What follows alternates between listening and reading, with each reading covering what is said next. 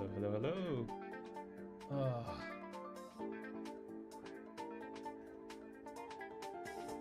It's been a hot second.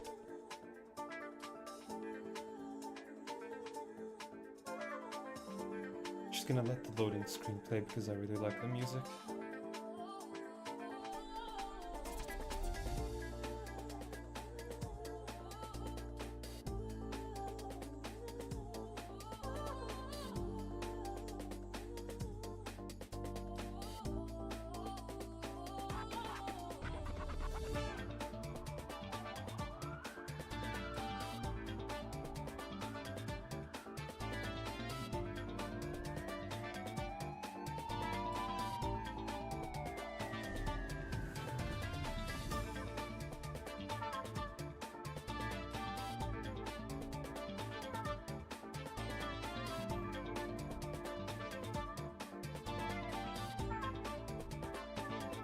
Okay.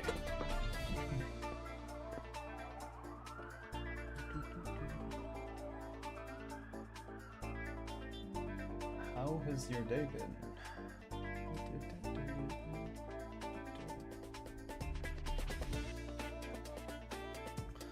Let's hope nothing I do today doxes me. I tested it out multiple times.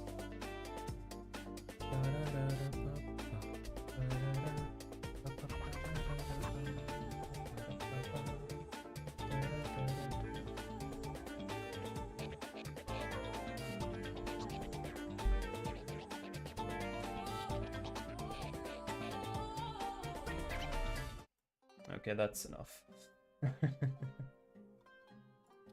So, how are we doing today?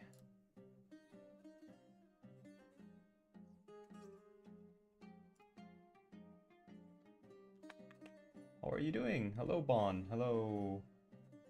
One moment, I can't see chat. Yeah. Shafai. To watch in an hour or two. Ah, unfortunate. Hopefully I'm still live by then, but I can't promise that.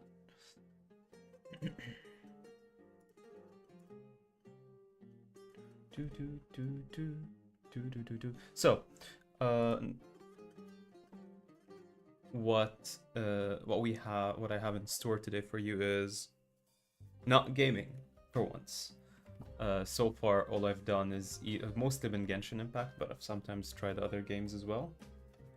However, I did always intend to do stuff that is not exactly gaming, and that's what we're going to be doing today. I've got two topics. Oh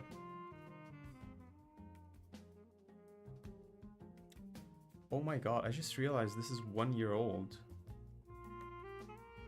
Well, nonetheless. Okay, I thought it was like a month old. Anyway, I have two topics that I wanted to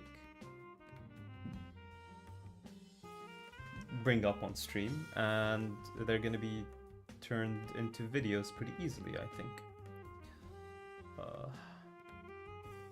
You can kind of guess at least what one of them is based on the title.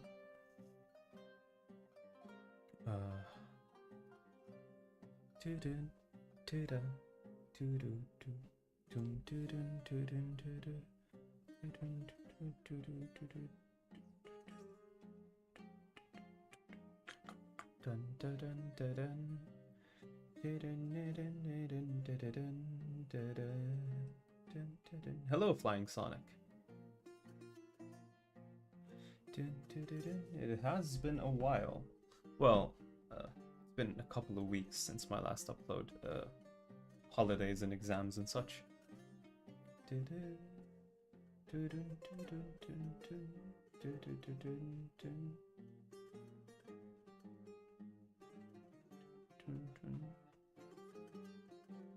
Yeah, YouTube really needs to figure out their streaming platform. If they just work on it some more, they'd be a really good Twitch competitor.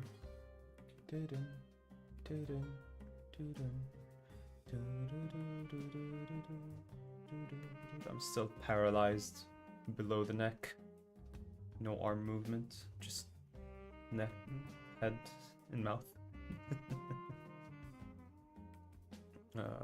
Okay, so because I'm seeing people come in, and by people I mean one person come in. I'm tempted to wait for a moment before I start with what I want to do. So, in the meantime, how has your day been, Flying Sonic? How were your holidays?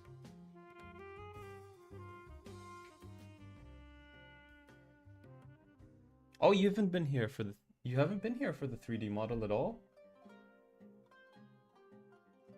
It's pretty old at this point. I think, when did I first use it? And like, this must have been one of the Natlan streams, was it not?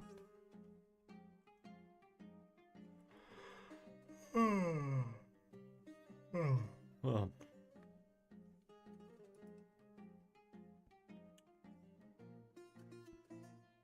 oh, well, you get to see it now. Thought it would be more interesting than just watching me as a PNG light up and light down. It's not perfect, but it's a placeholder. This accursed form.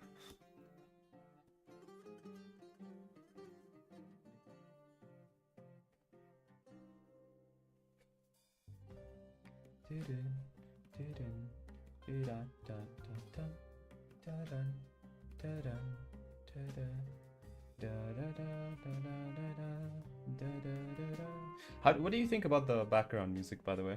I added it in because I felt like my streams were otherwise too quiet, but sometimes I feel like it might be too distracting, or maybe it's too loud sometimes, or I'm too quiet compared to it.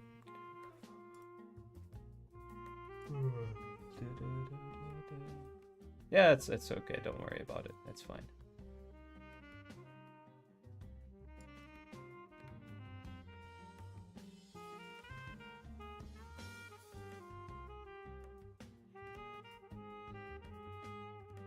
Good.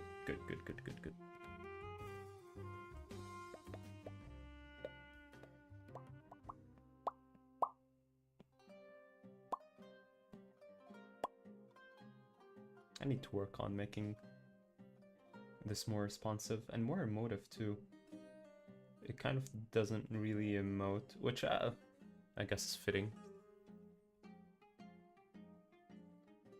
But could be good practice for when I get a proper form.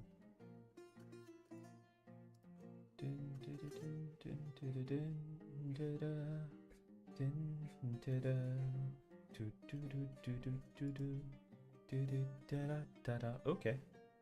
So, are you familiar with MBT? Is that someone you know of?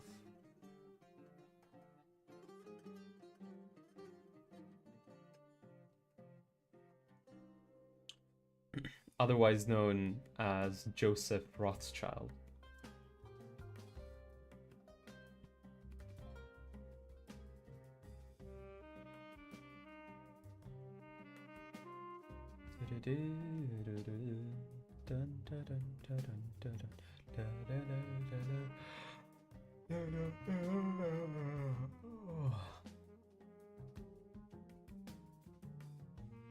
MBT.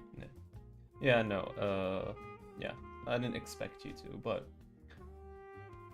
one of the things we're going to be doing today is watching a video he made. I'm just noticing now, he made this video a year ago.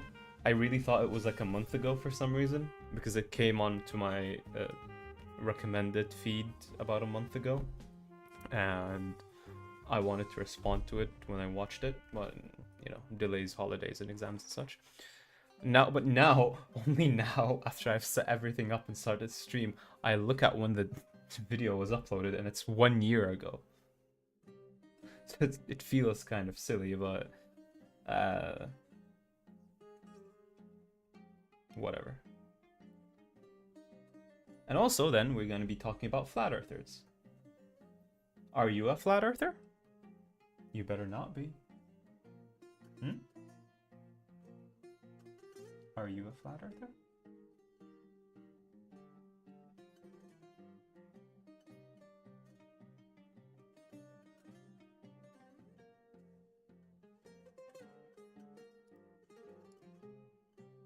Good.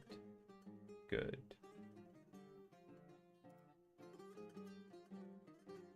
So otherwise, I would have hunted you down. Like your deer in hunting season. Yeah, we'll talk about that. We'll talk about that. It's people who need system resets in their brains. Oh, or just outright scammers. Okay. We're gonna give it a few more minutes.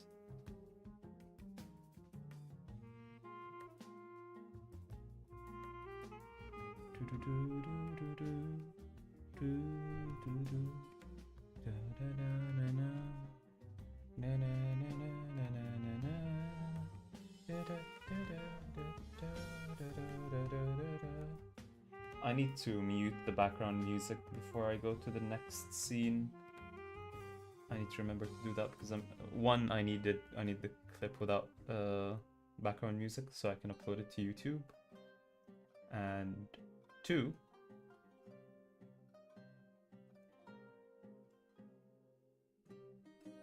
I think I might be forgetting.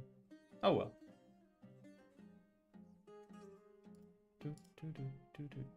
Oh no, yeah, I remember. I think I didn't properly set up the new scenes that I made for this stream, and if I have the background music on, it's gonna play twice.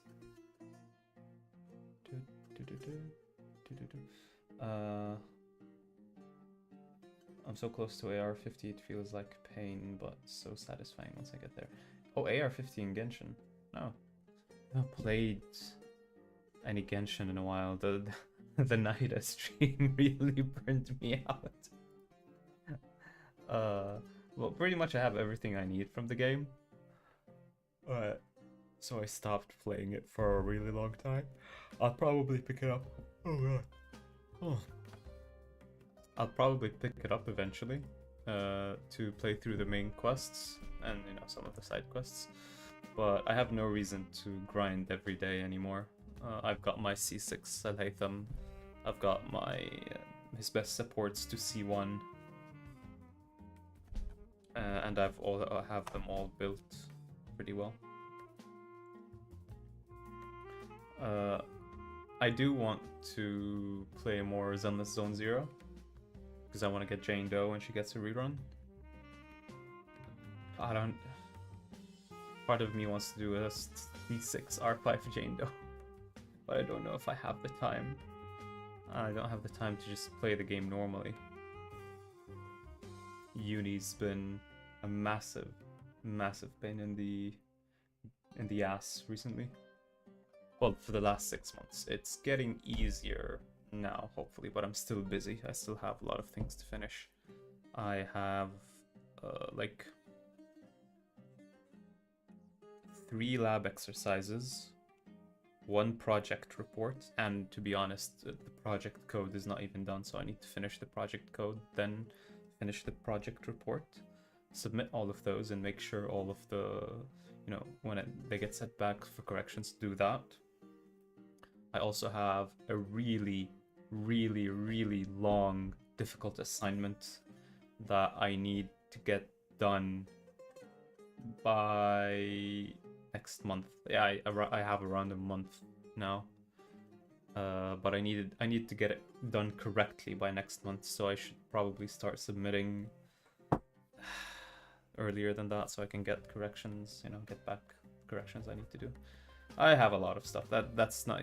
I even have a quiz I have to take today or tomorrow early morning after this. Okay, I'm gonna get. No thinking about studies now. Let's think about content. You can tell why I've been away for a while.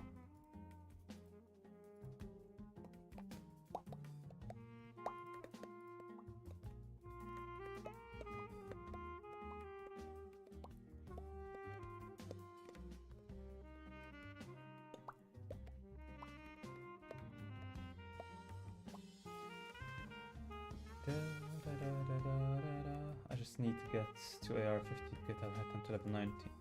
Wait, is getting characters to level 90 locked behind AR50? That doesn't sound right. Yeah, the Titanfall stream was so nice. I liked the game a lot.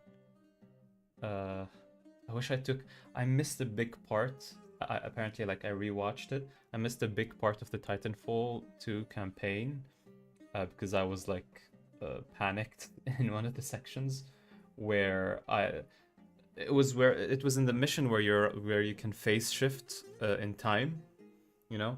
Apparently, in one section where I get into my Titan, I could get into my Titan and phase shift while inside my Titan. I didn't know that was a thing, and it would have given me access to an area and a new weapon. But I missed that. It's fine. It is fine.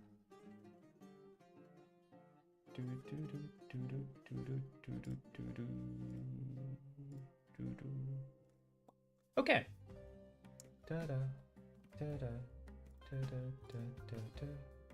With this audience of 2, maybe even 3, depending on which concurrent. YouTube shows me 2 different separate concurrent viewer counters, and they show me different numbers. One is showing me 2, the other is showing me 3. With the 3 viewers that I have, let's get into the first section of the stream. So we have to do this, and let's hope this does not dox me. I tested it out right before the stream. It was gonna dox me, even though, like I said, I did the settings before, made them correct. When I launched OBS again to test it out before the stream, for some reason the settings changed. So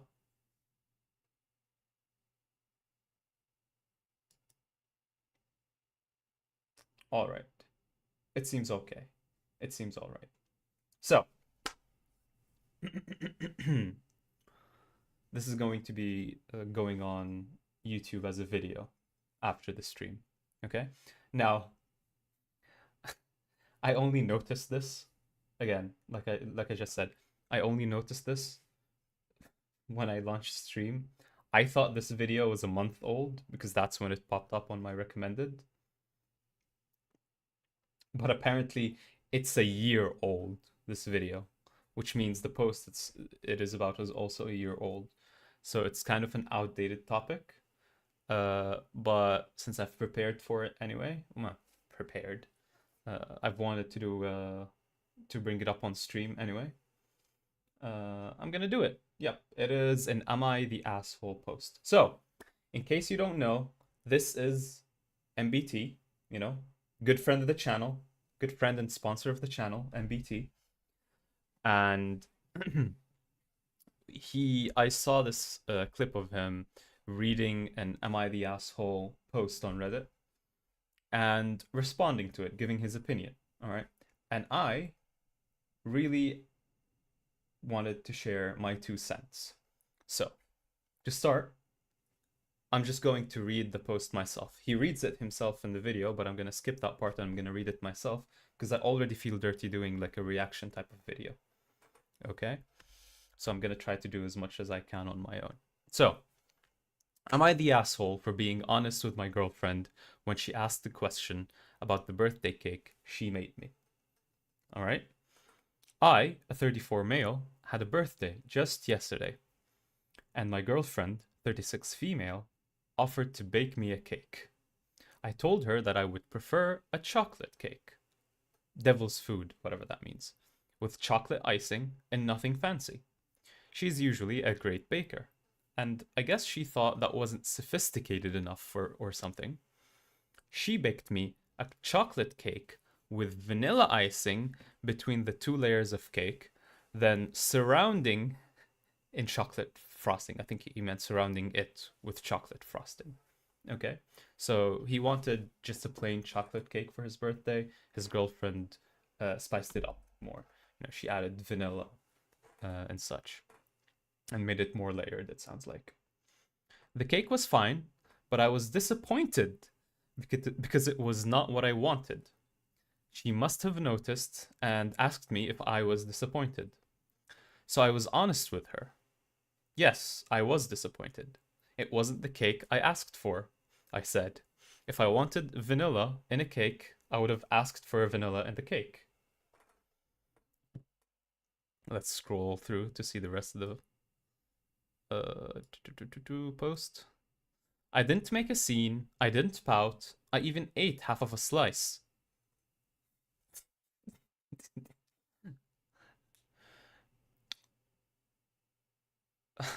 The chocolate part. I even ate half of a slice. The chocolate part. She got upset with me and said, "But I've made vanilla cake before and you liked it." I pointed out that I don't mind vanilla icing, but it's not what I wanted for my birthday.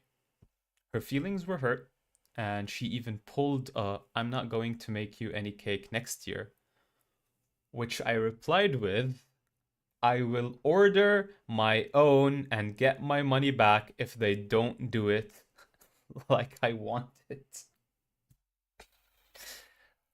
Apparently, that was the last straw. She asked me to leave, later texted me that I embarrassed her in front of her kids, and now she won't reply to my messages. So she has kids. I don't know if they are his kids as well, but okay, that's another thing. I think birthdays are important things, and I feel like I was honest with her when she asked me. I didn't want to lie about it. My friend told me I should have been grateful that she made me a cake at all, especially one that I've eaten and liked in the past. Maybe I overreacted a bit, though I don't feel like I did, and hope to get a second opinion. Am I the asshole here? I want you, first of all, to tell me what you think. All right? Then we're going to listen to what he says, and then I'm going to give my 2 cents. Let me see the chat here. All right, so we already have one person claiming that the OP, the original poster, is the asshole. He is like a child problem.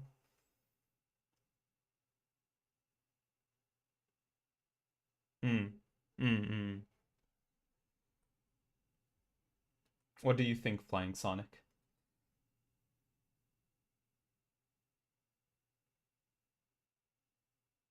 Oh, he wanted a simple chocolate cake, but okay. All right. So, one says he is the asshole, the other says he's not the asshole. Let's hear what a good friend of the channel, MBT, has to say. And I think his response starts when I should probably have this a little bit higher. Let me make sure that the audio is on too. Yep. So kids, and now she won't reply to in the past. Maybe I overreacted a bit, though I don't feel like I did, and I hope to get a second opinion. Am I the asshole here?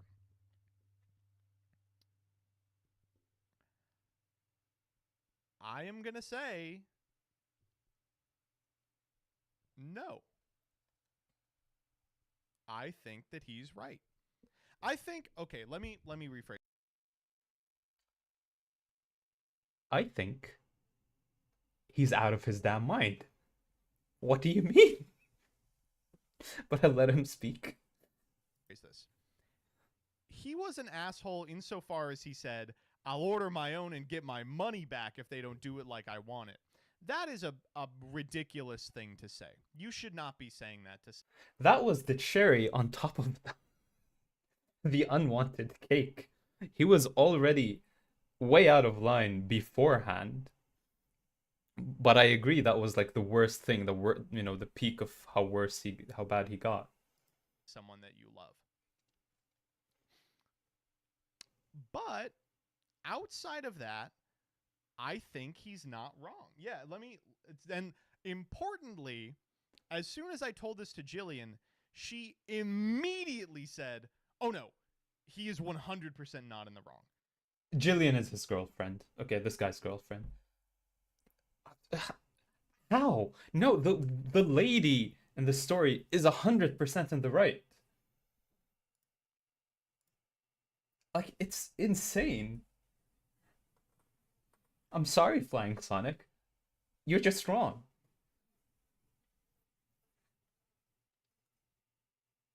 No, he is an asshole, and I'll explain why in a moment. He is. She is fervently in his corner. Hello, peeps. All right, you ready for my and my wife's basic This is someone else who just came in to give their opinion, a friend of his. opinion on this? Yes. You are correct. So let me be clear. When I first introduced this to, I was hanging out with Spencer and Jillian. I introduced it to them. They both said the man is in the right before I disclosed my position, and they were really in his corner. I'm kind of in his corner. I think he's a jerk. I'm gonna wait. And I think I'm gonna wait to let him explain why he thinks the man is right, and then I'll explain why that's stupid. he was mean to her for no reason. Yeah, the additional comment there, that was a bit much. And you know, But- sometimes on Am I the Asshole, you can kind of get a peek into the lives of these people. Am I the asshole for being honest with my girlfriend? No, that's not what the yeah. problem here is. But I think that if you ask someone for something specific Right. and they make something different and then they get upset, then Yeah. that's on them. Yeah, like, and it's the thing is, like, I'm not even saying that, like, she was frequently when people have this discussion, a lot of people think, you know, am I the asshole and is the other person in the wrong? People have a discussion of like who's in the Yeah. wrong here, right? And that's Yeah. just not a really good way to look at relationship Yeah, conflict in obviously. the first place. Yeah, but it doesn't Okay, so the point that he made here was that the guy is in the right because he asked for a very specific thing, and the woman was in the wrong because she didn't do the exact thing he asked for. And when you put it like that, I guess I can see how you view it like that. But it's a birthday cake. All right? When he said I just want a plain simple chocolate cake, she likes him so much, she wanted to do something nice for him so much, she probably thought he was just asking for something easy so he doesn't bother her. So she went out of her way to sort of make it fancier. She still made a chocolate cake. She just made it fancier. She added vanilla icing in the middle. And it's not like he hated vanilla icing because he says later in the story that it's a cake that he's eaten before and he liked before. So she decided like, oh, he just wanted a simple chocolate cake and he probably didn't want to bother me, but I'm gonna go out of my way to make it more special for him on his birthday. And she made she put some more effort into it, and in return he pouts. He says it's not like I was pouting, but she clearly noticed that he was upset and he didn't like it, and she asked him about it, to which he said yes. So he was clearly sulking. He must have been sulking, or at least acting like unimpressed. It's not that they've picked the wrong gift. That's not their point. They're saying is that someone asked you what you want, you tell them what you want, but they don't get you exactly what you wanted. In this case, she didn't give him something completely separate. She gave him what he asked for. She just tried making it more special, you know? mesh So- with the Updoots program. That's true. So, you know, I think in a relationship, the thing you want to strive for is being as communicative of your feelings as you can possibly be, right? Yeah. Like, you know, I've done things that made my wife upset or have done things that she didn't specifically ask for, and I've been like, oh, well, I'm not like, oh, how dare you? Like, I did this nice thing. And it's like, yeah, but it's not like what I wanted. It's not what I asked you to do, right? And in this case, it's like, yeah, it's about a cake, but this can be like being a, you know, you want to communicate how you feel, and it's like, okay, well, if you didn't do what I asked you to do, or I didn't like ask for this, right? Then I don't know. It's very natural to be like, okay, this is, I would have preferred this because it's what I asked for. Okay. Okay. I understand what they're talking about in terms of communication. And in my Virgin Volcel opinion about relationships, is that if you're going to be in a relationship with someone, uh, yes, you need to be able to be open with communications with them so that a mistake like this rarely happens where, you're pretending like you don't want to bother them or whatever, and they try to go out of their way.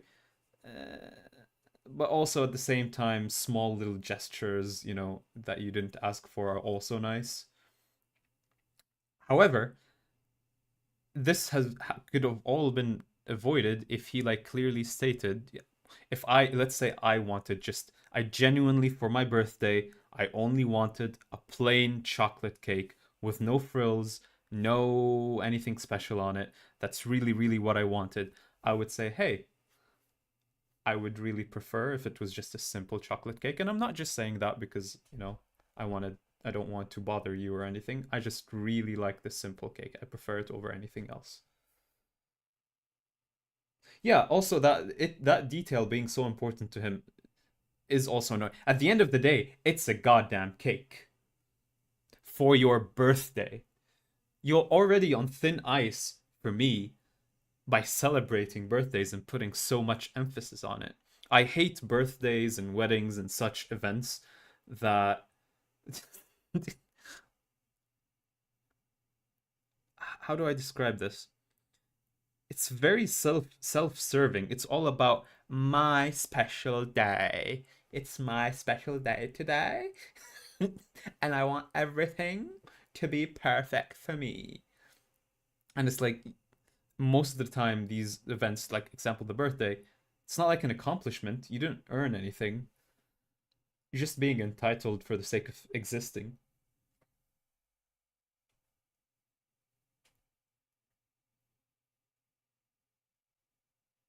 And never mind the fact that he did all of this in front of her kids. He's acting more childish than the children. And that as the other person, it's like, oh, you know what? You're right. I'm sorry about that. I should have. I can understand why you're disappointed. Like, I don't know. Thinking about this, it's like people. It's easy to be like, oh, well, this is a cake. He shouldn't have been that mad. It's a cake. Yes, it's a grateful, cake. But it's like, well. And he went out of his way to not eat. He said, "Oh, I even ate half a slice, the chocolate half." Like, come on. Was it going to kill you to eat the vanilla? You eat a vanilla cake usually.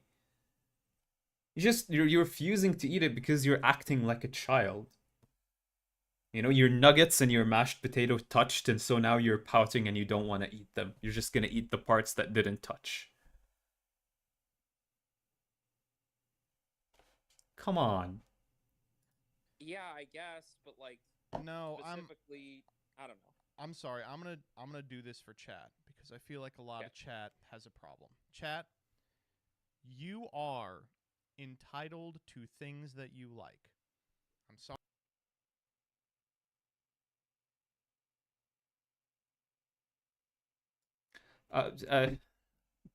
Let him continue. Sorry. Yeah. It doesn't make you a baby. You are entitled to get things that you like. It does make you a baby if you throw a fit because you didn't get the exact type of cake you wanted for your birthday,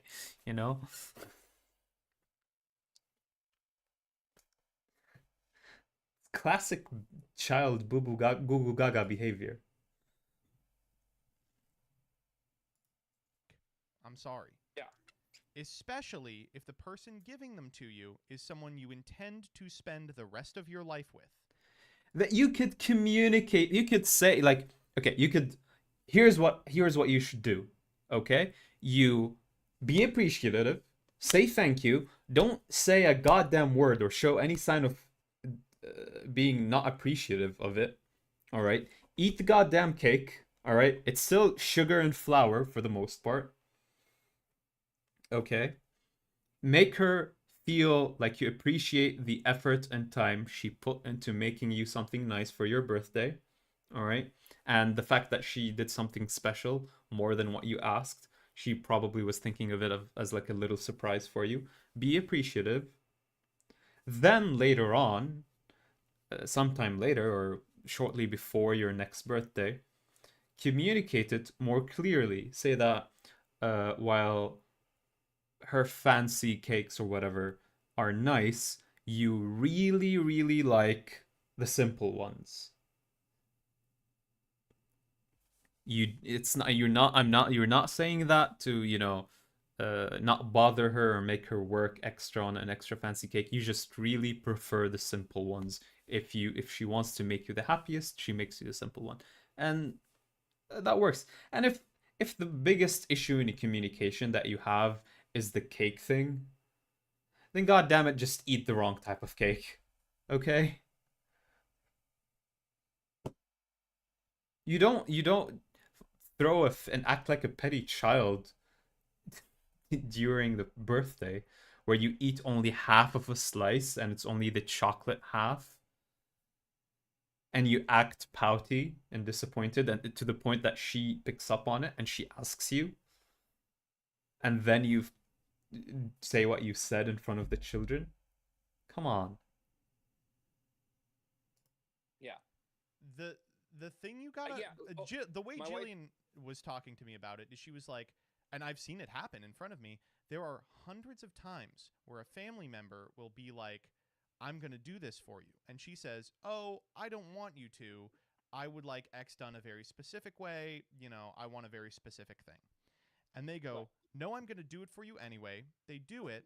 And then she doesn't like it. And they go, why are you upset? And she'll go, well, it's not done the way that I wanted. And they go, why are you not being grateful? And then it becomes it's not a thing they are doing for you.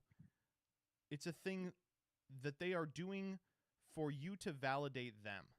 Yes. And boom. Okay. This is a very good point, and I understand what he's talking about because I experienced something very similar. Okay? A very common thing that happens to me with my own family is, for example, this is just one example that probably applies to this. All right? Is they always bring me gifts of clothes. All right? Just shirts. A lot of the time it's shirts, but sometimes it's pants as well. Just whenever they go to a store and they see like a good deal on shirts, they'll buy a bunch for themselves, of course, and then they'll buy shirts for me. And the next time they see me, they'll make me wear them, try them on, and try to give me a bunch of shirts. Now, me, I don't like to wear a lot of different, types of clothes. I pretty much have the one outfit that I wear every day. I even have like, I buy multiple copies of the same shirt and multiple copies of the same pants, and now it's just black with black shirt and black pants, and that's what I wear. I have a couple that I wear when I want to go to the university or I want to go somewhere outside, and I have a couple that are for the gym. All right, and plus whatever other old shirts that I have that feel comfortable, I also can take them to the gym as well. But usually I'm just wearing black on black. It makes it easier for me. I know that they're comfortable. These shirts are comfortable. They fit me well. They look nice, and I don't have to think about what I'm going to wear in the morning when I wake up and I need to go to university. I just put on my long fit. It's called the long fit, I believe, where it's a longer shirt that reaches halfway down my butt, and it doesn't look as goofy as it sounds. It looks really clean, and I wear some black sweatpants. Okay. And I just put on a jacket or whatever I need to, depending on the weather, and I just go to my class. It's easy, it's clean, and I get criticized for this behavior by my family a lot. They say that I should change for whatever, but I can get that it's boring and that I should probably start experimenting with clothing now, but I do not have the time. And whenever they see me, they keep giving me new clothes for multiple years now. They've either sent me or given me clothes. And every time they do, I tell them I really, really do not want any more clothes. the first few times, all right, I said, "Oh, thank you, but uh, I really don't need any more clothes, so I'll try to use these, but in the future, and no, really thank you for this, but I'd prefer if in the future you do not get me any more clothes because I really all my locker, my wardrobe is full with clothes that I haven't worn yet." And that's true. The first time around they were like, "Yeah, yeah, okay," but come again next time they still brought me clothes and they still sent them to me or made me take them. And it's become more and more of an issue over time. Or I said, like, I literally, my wardrobe is full of new clothes that you gave me that I never wear. And they're always saying, "No, but you need some variety. You should wear some variety of clothes." And I'm like, I get that it would be nice for me to wear a variety of clothes, but all I do is go to the university every day, either university and gym. Sometimes I go to work. I really do not need all of this variety. Okay, I don't need 50 shirts to cycle through. And sometimes, while we don't really fight over it, hello, Genocide, by the way. I just realized what your name is a pun for. Anyway, not to get distracted. It's not like we get a fight, but we do get into a somewhat debate where I'm like, "Oh, I told you multiple times I don't need any more clothes." It's at the point where my wardrobe is full, and they still give me clothes, so now I have like a bag, like a gym bag full of clothes that I just have it laying out in the living room because I have nowhere to put the clothes in, and I never touch the clothes. So I understand what he's saying, but there's a far cry from that, all right, and the situation here. It's a very different thing.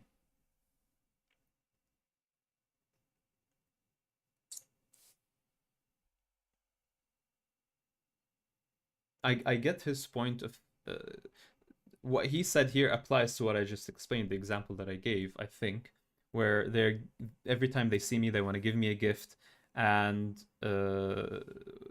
they always default to clothes, which it's a good gift. Clothes is a good gift depending on the person.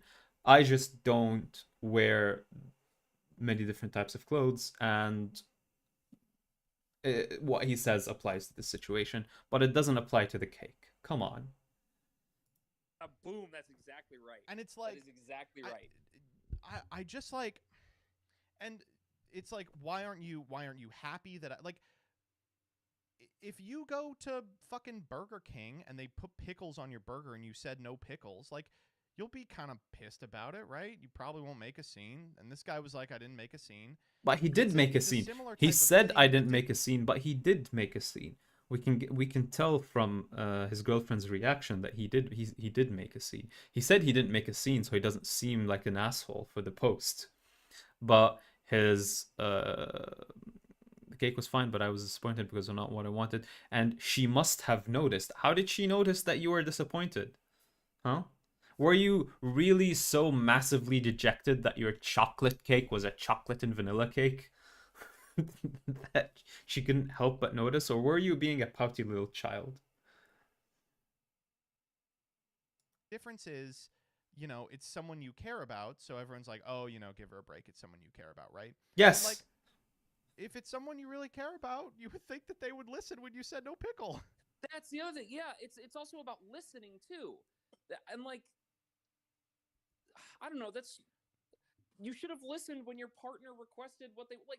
You want to validate your partner's like wants and requests, and like show that you have the capacity to actively listen to them.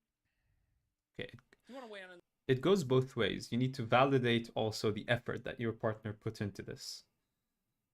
Okay. Also, I'm feeling a little bit, I just realized the difference between the speed of the chat is going for him. But I was looking on my viewer here to see if someone said anything in chat. I was like, oh god damn, the chat was really going on fast, and then I really realized I was looking at his, not mine. Okay. And this, Mariah, what's it? Yeah, I feel like it's about making them feel heard, Yes. right? See, We all want. I've even got my wife's perspective on it. If it happened multiple times, then I can understand him bringing it up at some point. But it happening only once and him acting like a child, is what what makes him an asshole mostly. Setting aside that he's being a child about a birthday, From this chat. out of all This things. is My wife is always right, therefore I'm right. this is Because the we other agree. thing. I will if you have a girlfriend and you like doing things for her, I like doing things for my girlfriend. Then you may be, especially early in your relationship, you may think when she says something like I want X, what she means is I want X, but also like I want it like super fancy and all this extra shit too. And they don't. Yeah. They want X. I've Yeah, done a lot of correct. things like that where I'm like I'm gonna go above and beyond, and then they're like, oh well, I did not want that. Well, he didn't. If it happened before, he would have mentioned it. You think he wouldn't have said that this is like the third time this has happened? Especially Yeah. if you know someone that knows how to communicate. Yeah. Like no one that's like playing games. Right. The thing is, this is all about communication is the biggest thing. And that's why, you'll hear a lot of, this is the last thing I'll say before I'll let you get back to stream. Welcome to Relationship Advice Hour with Peeps, who's only had one marriage. So you know that Well, this so is good, far. right? You know, Yeah, so- any Well, who are you gonna take their opinion of? Someone who's married, or a 25-year-old virgin incel, basically? Well, not an incel. I'm voluntarily celibate. Who do you think knows more about relationships, huh? anything could so, happen. so far, no. So it frequently relationships. Oh, you're gonna take the guy who's married, the opinion of the guy who's married? Argument from fallacy, argument from authority fallacy. Goddamn, I messed it up. I messed up the joke. Will end, and the reason the reason people will say is because like, oh, we just didn't communicate, or the communication was bad. The two partners didn't know how to communicate with each other. That's very frequently a thing that couples go to couples therapy for. As a matter of fact, like couples therapy skills, a lot of it is helping each other learn how to actually communicate. Okay, I'm sure that's true for a lot of relationships, but it also feels, at least to me, this is complete, a total blind guess on my part, but I think a significant amount of relationships that end where the people say it was due to lack of or bad communication or lack of communication, I think that it was not due to that. It was due to one or both of them being a bitch. Okay? One of the two, at least one of the two, it could be both parties, were being a massive bitch to the other. All right? Where there were legitimate problems in their relationship besides poor communication, and just poor communication is something nice that they can claim at the end of the relationship, so that blame does not have to be put on one person or the other. It's a way to placate both parties and make the breakup a bit more amicable. It's like when you're breaking up with someone and you tell them, oh, it's not you, it's me, even though it's probably them, but you just didn't want to hurt their feelings. So like probably I feel like a marriage counselor would probably default to poor communication, to not take sides.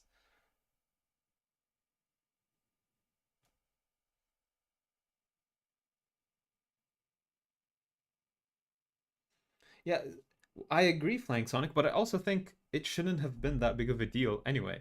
And I know it sounds a little bit ridiculous to get this big of a point out of a discrepancy about cake. But Yes, cake it is is a microcosm ridiculous. of a bigger problem, right? One Excuse me, slippery slope fallacy. Go full Reddit mode for the post. But if it becomes something, pick your battles. All right, you need to know to pick your battles, or don't even make it a battle. Be nice about it later on.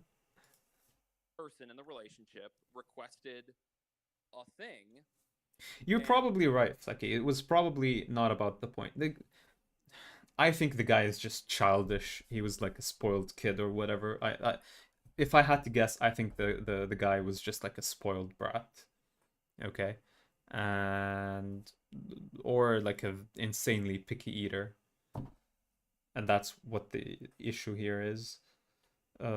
Doesn't mean whatever his issue is. It doesn't. I don't think it absolves him from being the asshole. All right. But I do agree with you. The other person made something else. It seems like they didn't listen, so they didn't value what they wanted, right? Yeah. And you can, as chat, you can be like, "Oh, I would have liked that cake," but like, think about it in terms of a long-term relationship, right? You want to show your partner you value them and you want to listen to them, and then feels like that this other person just didn't listen. So there you go. That's my relationship advice. And I will say, when I read this, I was like, I thought it was really close. So I was like, I don't want to misrepresent this. So I showed Jillian and Spencer the thing afterwards. Jillian pointed out in this one how this interaction went down, which was she made this guy leave his own birthday and then texted and said, "You embarrassed me in front of my kids." And it's like, no, dude, you did that. Okay. What? I'll let him continue. You Yeah. kicked this guy out of his own birthday and then you were like, and probably the kids were then like, where is he going? Right? Well, okay. First of all, it sounds like his birthday was just him, his girlfriend, and her kids getting together and eating some cake. All right? It's not like they were throwing a party and they had guests over and she kicked him out of it. All right? They were having like family dessert and he was pouting like a child in front of the kids. Ooh. There's a book by Stephanie Stahl that pretty much pinpoints this in one of its early chapters. What's the title of the book? Stephanie Stahl. Because that would be a good retort to the smart ass one. But what was I saying? And it's like, I feel like that's kind of on you, right? No, it's not.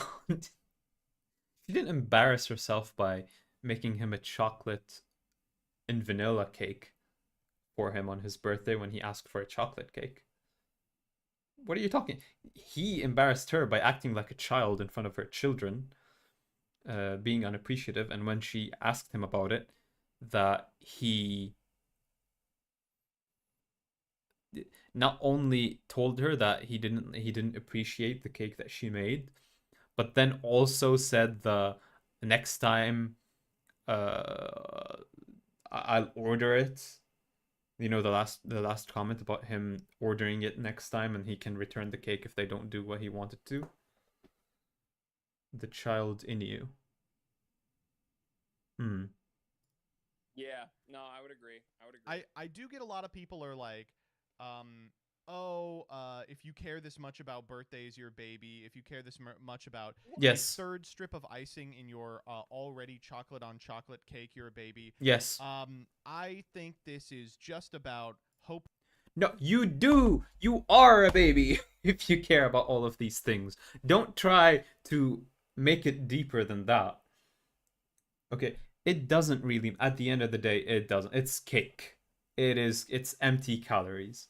Okay, and it tastes good. It's not like she brought him carrot cake. Like, okay, if he asked for a chocolate cake, all right, and she ordered for him something completely different. Let's say she ordered for him a sugarless fruitcake or something, or you know, sugarless cake, or like some healthy alternative that's not cake at all, something like that. Then I would understand, like, okay, why did you do that? I clearly asked for one thing and you gave me something else entirely. You know, I'd still not make as much of a scene about it, but I can at least understand it more. Here, he wanted a chocolate cake. He got a chocolate and vanilla cake.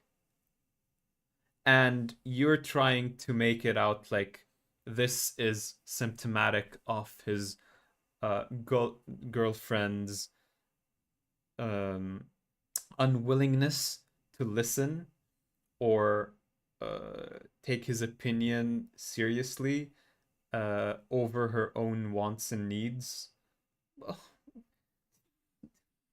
What? Why? Hoping that the person you intend to spend the rest of your life with listens to you. And Yeah. I think that you are allowed to be a little birthday boy on your birthday and a little No, bit you're of a not. brat. Nope.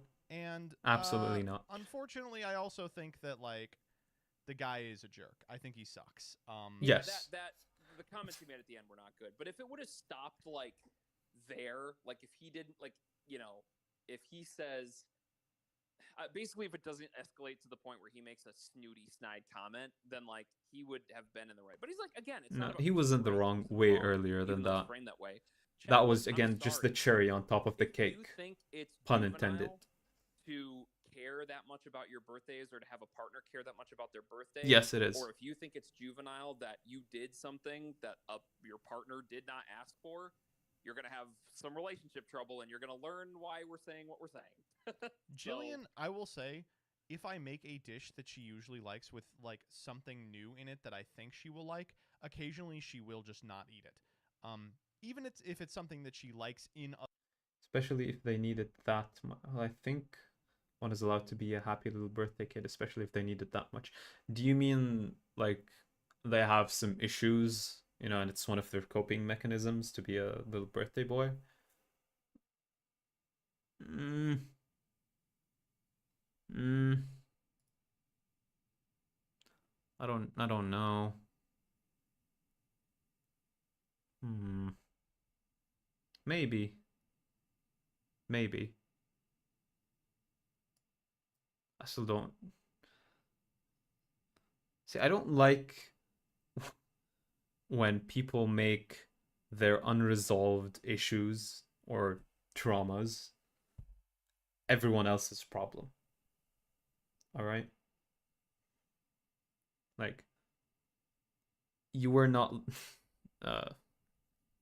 how can I say this and be as crass about it as possible?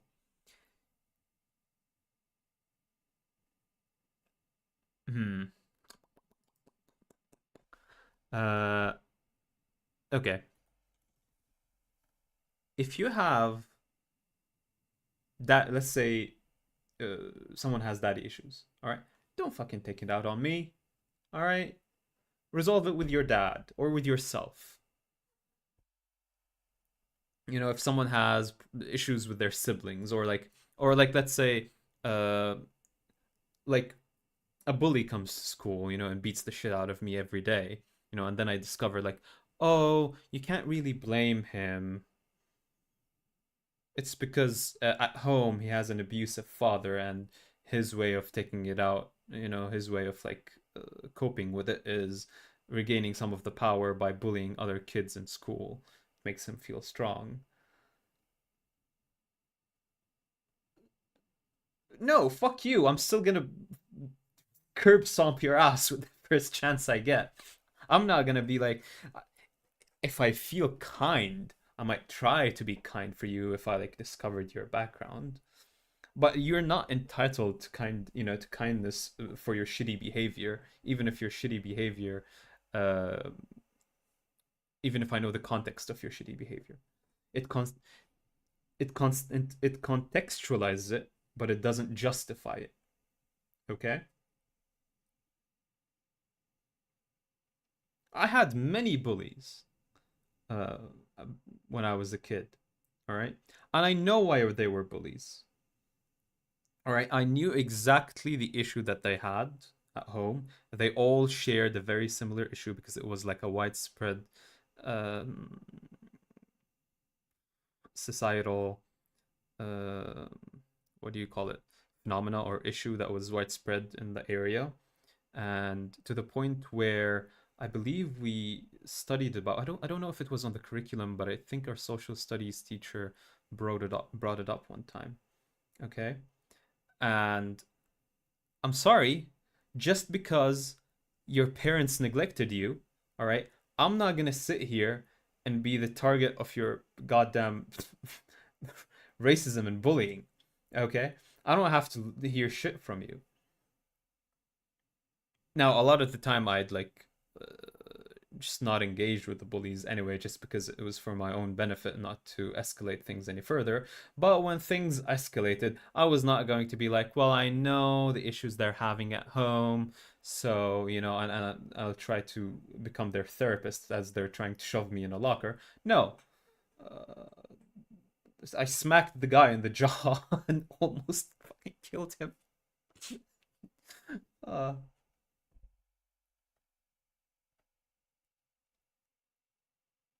just be crass. Uh, other dishes. And originally I was like the wife here. I was like what the fuck is wrong with you? And then I was like, no, I she likes what she likes. She's like Yeah. she's got food sensitivities about certain things and not about others. And yeah, if he was sensitive or if he was allergic, that would be something how else. hard is it for me to just accommodate that? Yeah, right. It's that meme. Have you ever seen that meme where it's like one guy goes like, "Holy shit, 2 cakes!" It's literally that meme. Well, almost similar. I don't know. There's a lot that can be said about this. I think this is super interesting. But anyway, It I is. gotta help my. The other thing I will say is gotta I think it's maintain my relate.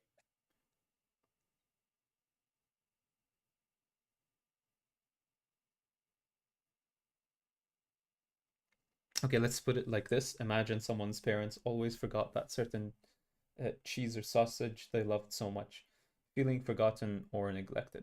Okay, I get what you mean, and yeah, it probably sucks as a child.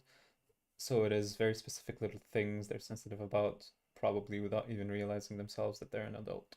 Yeah, I can see that. I can totally see that. I understand. I don't know how much it would apply here because it's about a cake. So unless his parents were nice enough to get him a cake every birthday or every event, but not nice enough to remember what type of cake he prefers. Eh. Plus, and I don't think this is the case, but it could be. There's a non-zero chance that it could be, since there were children during this party. Okay, the mother could have may have made the cake like that because some of her children are extra picky about the food and they prefer the cake like that, done like that. In which case, then it would totally be justified, in my opinion. All right, he's an adult. He likes both of them. I don't think that's the case, so I should probably not bring it up. But yeah, and they put something on the grocery list, and the parents forgot it.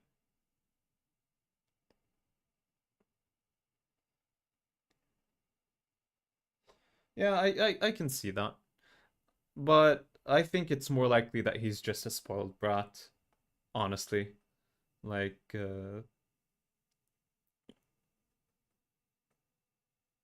it could be what you're saying. I'm just going to go with that he was just spoiled.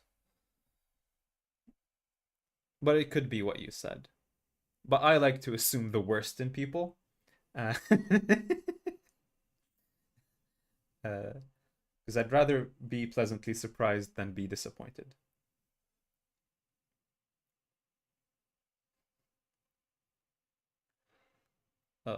What I wanted to say something and I forgot. Yeah. An example, something similar that happens to me is actually, do I want to say this?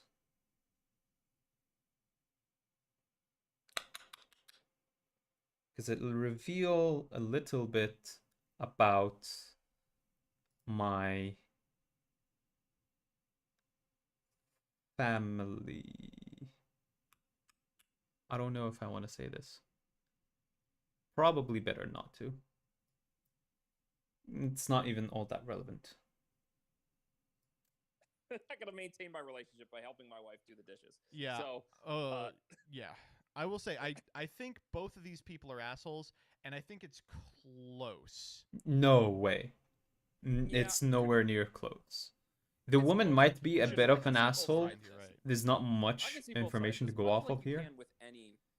But the guy is That's definitely that's the why bigger that's why asshole I'm here. saying that like it's hard to frame this as which one's right, which one's wrong. You know what I think it Because- is? Yeah, go ahead. I think it has a lot to do with what your lived experience is. Because I know a lot of people with like narcissistic Mm. family members who have been like, why can't you be happy I did this for you? And like, this is just one of those. Yeah, yeah. But if that's not what you've experienced, it's really easy to be like, oh, it's just an honest mistake. Like, whatever. Yeah. Good way In to put it. general, posting it to Reddit is bad. And so as a result, everyone involved should will go to hell when they die. No, Yeah. the poster will go to hell. You caught yourself there. It's not like they all posted it I'm not together. It's getting just the subtweeted guy, again, baby. which is another point to our point That'll that happen to he's me the at some asshole. point. Anyway, all right. Enjoy your stream. Yeah, Goodbye. bye. This one's again. Hello, Benny. I think both of them are assholes, for sure. This is I think the actual response, which is, oh God, it's now been deleted. It says he's not wrong because why would she do that for no reason? What was the point of asking what he wanted if she was just going to do something else? Okay, she asked him what he wanted. He said, I want a simple chocolate cake. She thought to herself, oh, he's being nice by asking for something simple and not overly fancy, so I don't have to burden myself with making something more complicated. But I like him, and I'm going to show him appreciation by not only making what he wanted, but by making it more special, you know, making it more fancy, more complicated by adding vanilla. And then he acted like a child. He acted unappreciative.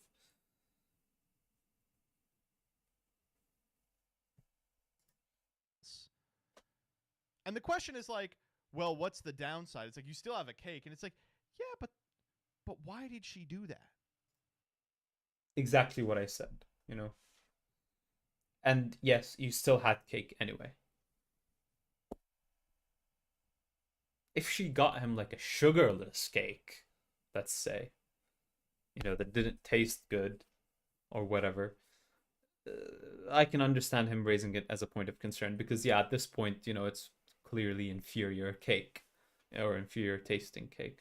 Then, you know, for the next birthday, you can say, hey, well, I know you probably meant it as like a healthy alternative or anything or something like that. I really like to have a proper cake for my birthday. Anyway, if that was all it took to end this relationship, then both of them are stupid. Yeah. He liked Well, the cake before. I don't know if both of them are stupid. I don't know the rest of the. If it's like a new relationship, if they're, you know, if it's like less than a year, you know, if it's a few months relationship, then I can totally see why the woman after this would reconsider wanting to be in a long-term relationship with someone like who would make such a fuss over such a small thing. You know, imagine if they had a miscommunication over something just even slightly more important. How would the guy handle it? How would the guy decide to communicate that? So I totally understand if she wanted to break it off. And if, again, I think the guy's at fault here completely. See? Let it be known that I'm not, you know, completely sexist. I sometimes stand with women. No, that's not. So remember this in the future when I inevitably get, you know, stuck in some dumb controversy or something. Not what he said. Here, I've made you vanilla cake before and you liked it, but this wasn't a vanilla cake. It was a chocolate cake. She's like, You like the concept of vanilla. What?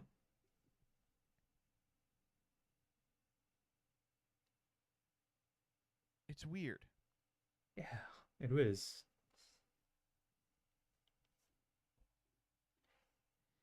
Oh, I am happy to announce it wasn't a deleted tweet. It is just stopped. Um, Here's the thing. It could be their kids. The funny thing is, the kids could be both of theirs. You know, it could be their kids. They had them together.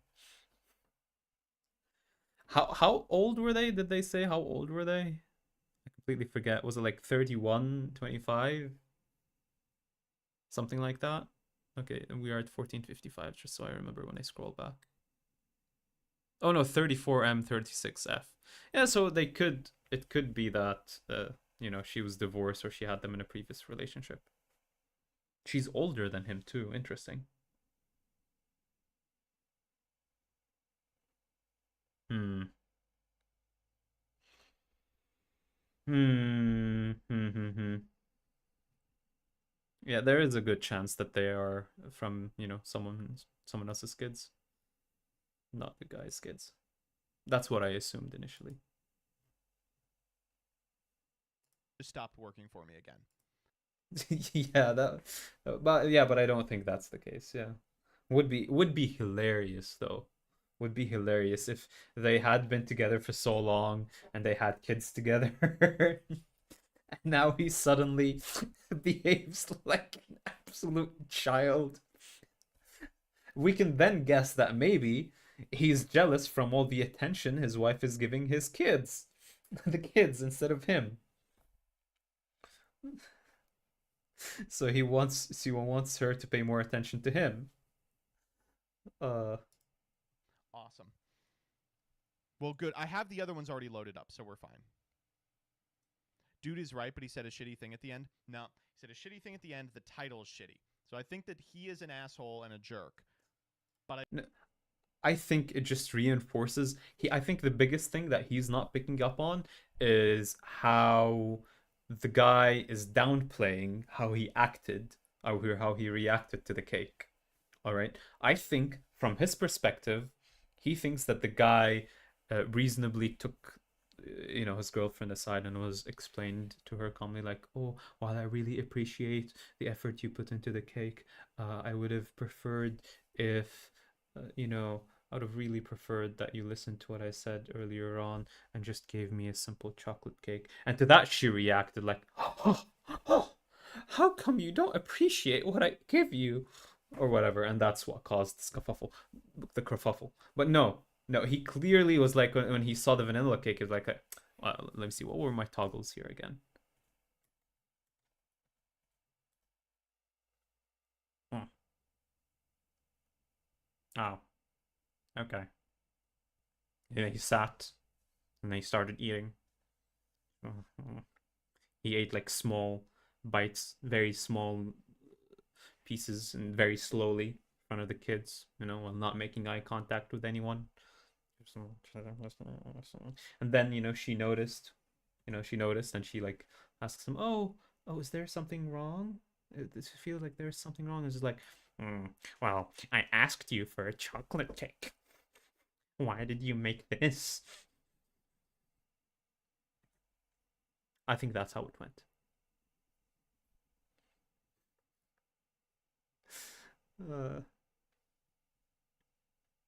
And I think that's what he's not picking up on, because he tries to downplay it here, all right, by saying like uh, the cake was fine, but I was disappointed because it was not what I wanted. She must have noticed. No, she didn't just notice. You were acting like a child. I bet that's the case. I don't think he is the only person in the wrong here. You know who I think is in the wrong here? The real problem is the kids. The kids are in the wrong. Blame the kids. All right? If these two people separate, make sure to let the kids know that it's their fault. And give them, you know, mental health issues because of it, you know? Let them live with the guilt as kids. and develop complexes about it when they grow up.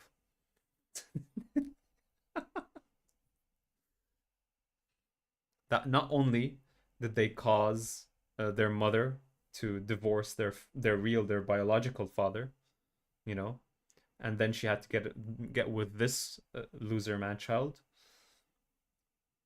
but she also they also caused their mother to separate with this guy as well. Happy lurking, Flying Sonic. Give them the Reddit post too. Sorry, Caps. What do you mean? Give who the Reddit post to? The kids?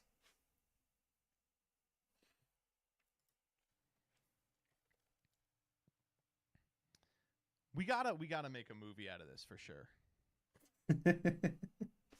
Let me see where the Reddit thread ended up.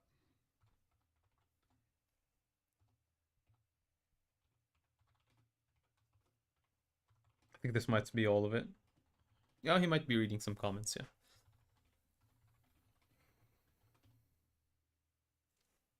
Okay, I've found the Reddit thread.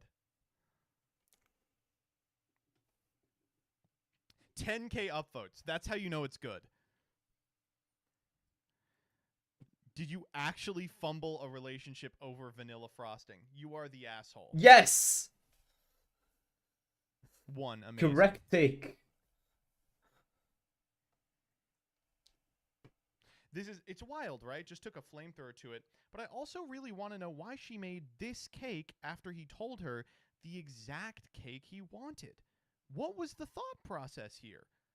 That's legitimately like, that's where I am. I'm like, but why? Okay, because she's a baker, from what we get from the story, and people who are, I don't want to say professional, but into something, and when they're asked, when you're into doing something, let's say baking, or maybe you're an artist and you're into drawing or whatever else, you start to learn that certain things are more difficult than other things. You know, like maybe baking certain types of cakes is more difficult than baking another type of cake. Like there are some cakes that are simple to bake, very easy and straightforward.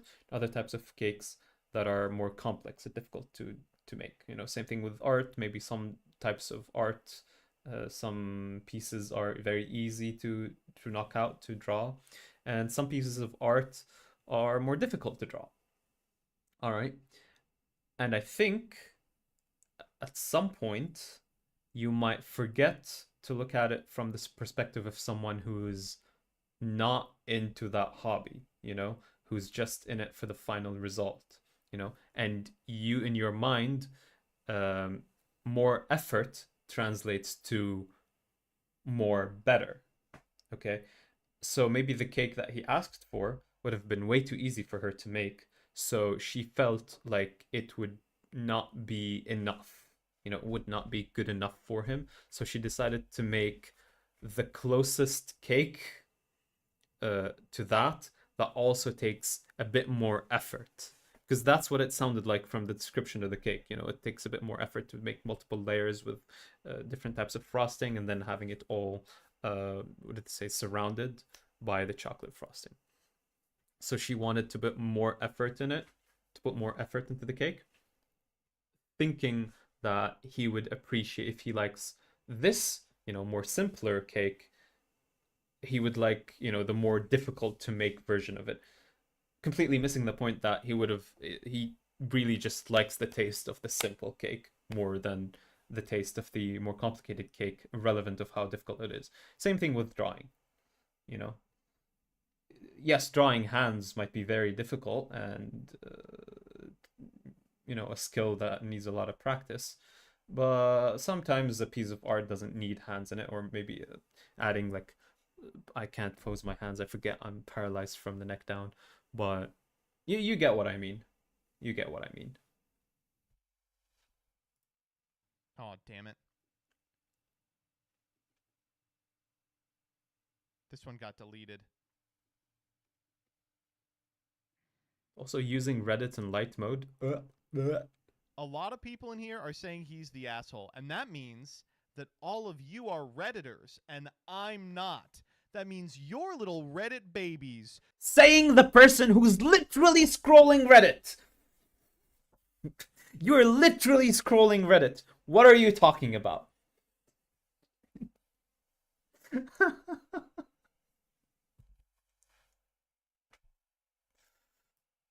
You all are little Redditors and I'm not. You are the Redditor. I am not the one scrolling Reddit here. You are the baby Reddit. Beta. You're even dressed like the Reddit icon with that orange shirt.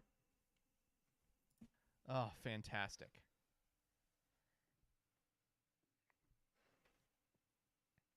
This is insane for sure. He definitely should not have said this. He's out of his fucking mind. Right? It was a gift baked out of love. But that's the thing. Is I feel like if that's the case, why wouldn't she just bake the cake that he wanted? I don't get. Then that's the confounding principle of all of this is why did she make a different cake? She wanted to put more effort into it. What's That's going on? as simple as that. How does this never cross his Info, mind? How many cakes have you baked for your GF? Okay. All right. Some people are good at different things, okay? Maybe he's not Okay, good at what did baking he cakes, do- but what maybe did he he's do really for good her? at remembering all the Rick and Morty lore, okay? Maybe he wasn't honest about what he said. Oh yeah, maybe instead of what he said, he just beat the fuck out of her. And maybe I'm wrong for that reason. And maybe the sun will explode tomorrow. Do you hear yourself? We're talking about what we've got. You people. Yeah, It was a chocolate exactly, cake Benny. with chocolate frosting. She put a thin layer of vanilla frosting inside. Why are they adding thin layer? No one told you the layer was thin. You got the thinnest layer being vanilla. How do you know that? She okay. These people. This man. This very, very white man. Last Okay, time I why checked, did I she's say not a white waitress like that? taking your Should order. probably set pasty or something.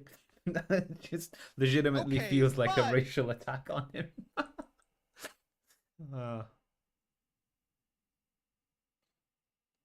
Get some melanin, like me. Then why would she ask?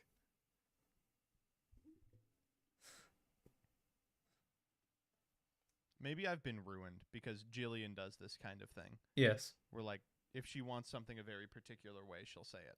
Yeah. Unfortunately, as much as I would like it to be the case, most people don't say what they mean, or they try to be nice about it. And while I prefer if everyone was autistically literal with what they say and what they want, what they mean, a lot of the time they don't. You know, they're like say they want something, but it's they'll go for like something simpler or cheaper than what they actually want because it's rude to or feels rude or entitled to ask for something that you actually want. Interpret that as you want. Very American to me. Interpret that as you want. But it's not hard to accommodate.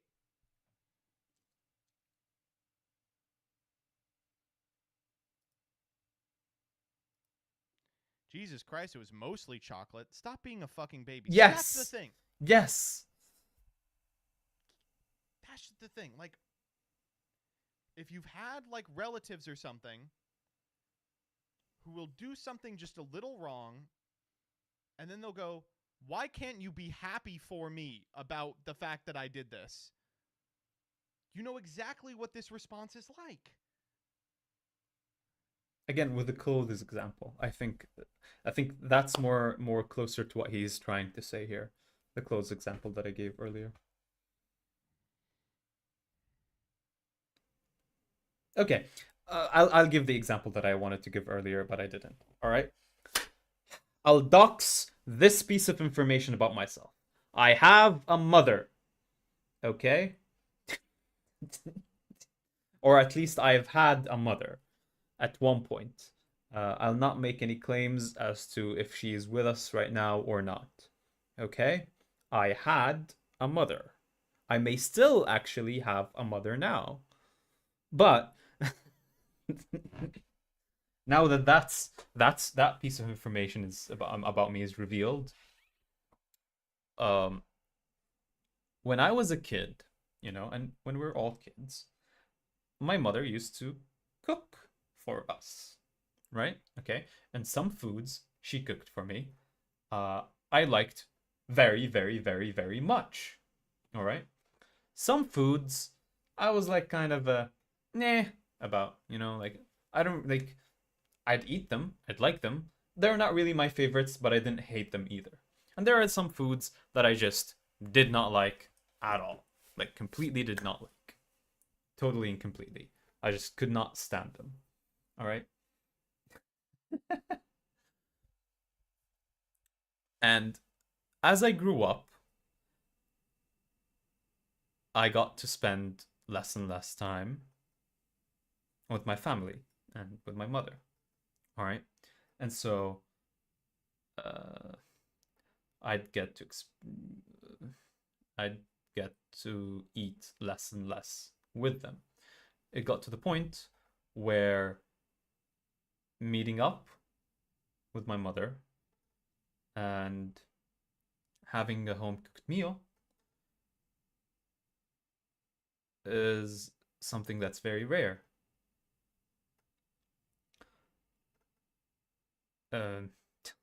Why am I? And whenever that happened,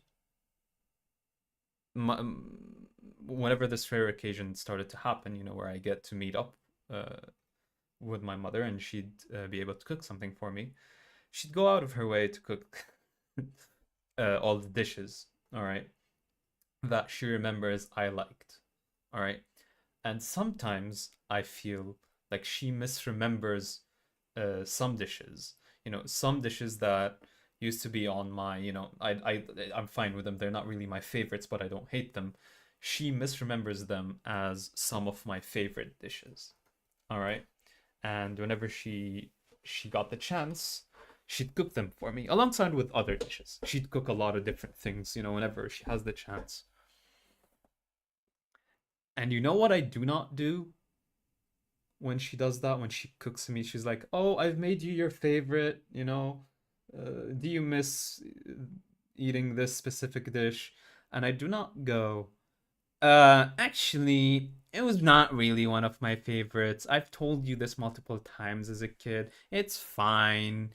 I eat it. Or even if I hated it, even if it was one of the dishes I hate, I wouldn't say I hate it. I'd be like, "Oh, yes, thank you." I don't have the heart to tell her anymore. Just be happy. Like, "Oh, yes, it is very good. Thank you very much. I've missed this." And I'll eat it. And most of the time, it's good. It's more than good. Like the average, the mediocre home cooked meal from your, from your parents feels better than like an amazing restaurant meal. At least when you're older.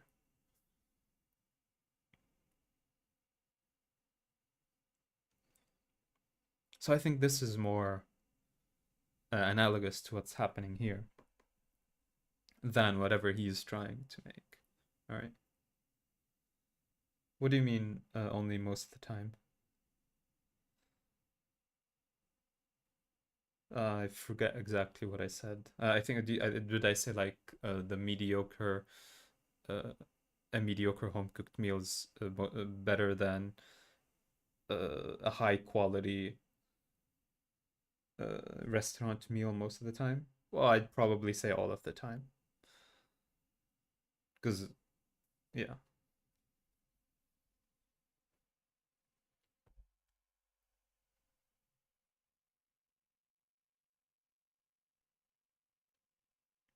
All of the time, unless unless something gets burnt or something. At that point, we all know that something went wrong. Usually she's not used to the stove or something. and she burns it. But I'd still be like, it's okay, it's fine. We just take out the burnt parts. You know, a little carcinogens are no problem. You know, build immunity against cancer. But that doesn't happen often.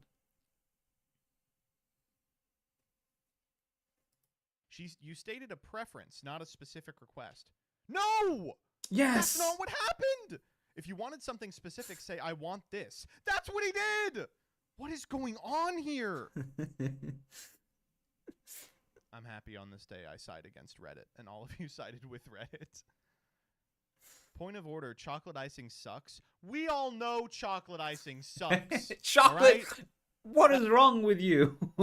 How can you be completely... The one thing you agree with Reddit on is the wrong thing. What's wrong with chocolate icing? I guess I'm not American, so I'm not... Actually, I am American. You don't know if I'm American or not. Forget what I just said. Completely forget what I just said. I'm from nowhere. That's why I said I'm not American. But I did not say that. I am American. And I might be not be...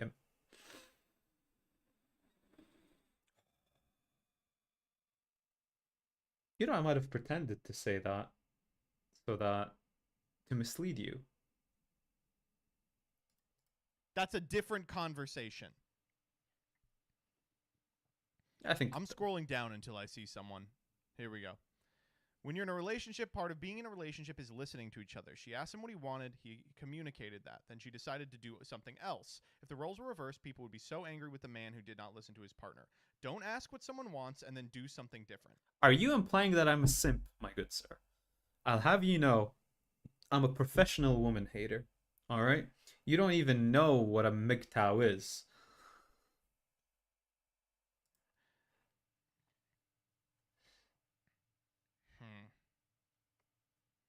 But then you also shouldn't say that last thing. You shouldn't act like a bitch about it from the first part to begin with. Really, my speech capabilities just take like a 50% hit whenever I press the start streaming button. I am not a MGTOW. I'm a professional woman hater, yes. You know, I'm a virgin not because I cannot pull and I have no game. I'm a virgin because I hate all women, you know? I'm attracted to women, but I hate... I'm just kidding. My YouTube's gonna nuke my channel before it takes off the ground. No, no.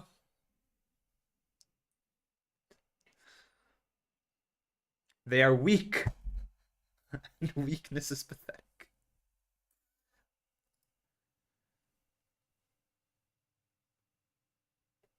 Like I said, everyone in this hypothetical is going to hell when they die. Okay, that was the video. That was this first part of the stream. The video. Let's get back to our just chatting for a moment. So that was our good friend of the channel, MBT. You can find his YouTube channels. He usually, I think, does card game related stuff. But because he's a streamer, he also does a lot of other things.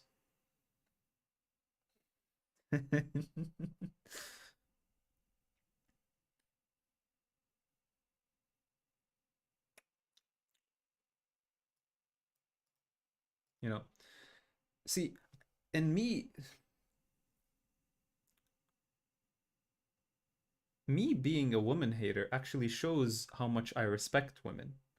Because if I was a simp, then that shows that I view women only through the lens of my own pleasure, you know, because simps, they act nice to women because they want to be together with them, you know, because they're trying to curry favor and eventually get some action from them. All right, it's very transactional, it's very manipulative, and you're objectifying women as a simp. All right, but as a professional woman hater, No, I do not objectify women. I judge them based on their real character, which is weaker men. You are weaker men. Weaker, slower, more flexible men that are more likely to survive extreme weather conditions due to higher core temperatures and better core temperature regulation.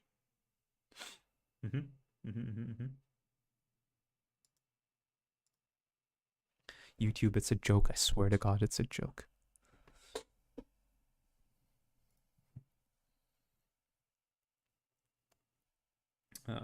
So that was the birthday cake part of the stream. Next up will be the flat Earth. So, before we get into that one, let me just put on the background music again.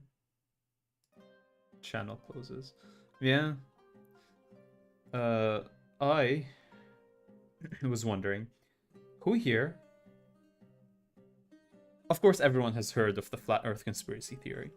Who here knows anything about it or follows it closely? What do you know about the flat Earth conspiracy? I'd like to know. Voice it in chat. Tell me what you know about the flat Earth conspiracy, because I'm really curious as to like what the average person's knowledge about it is like. You know, what do you think they believe? Why do you think they're nut jobs? So on and so forth. Just tell me whatever you know about it.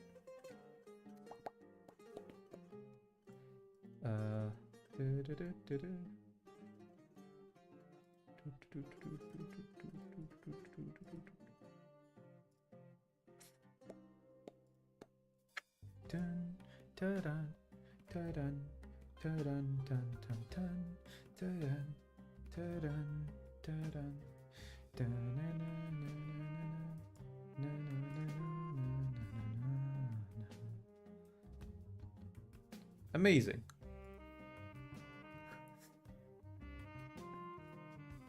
I'm assuming you're all, yeah. There was a flat earther who pretended to be a big fan of the theory to get donations. Rocket in his yard. Pretended to be a big fan of the theory?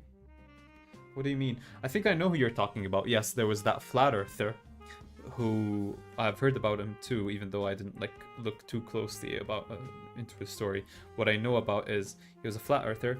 He wanted to prove that the Earth is flat, so he built his own rocket. I think he built his own makeshift rocket to try and like fly it up into the sky and prove that the Earth is flat by looking down on it, because NASA is run by evil lizard people and everything they send us is CGI fakes.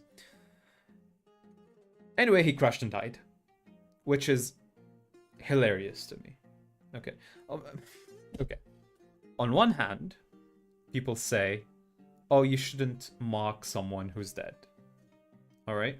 But on the other hand,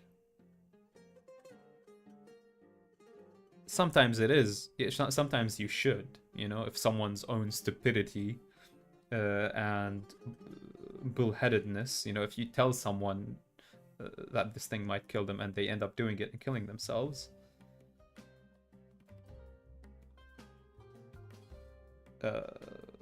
then it is fine to mock them, you know?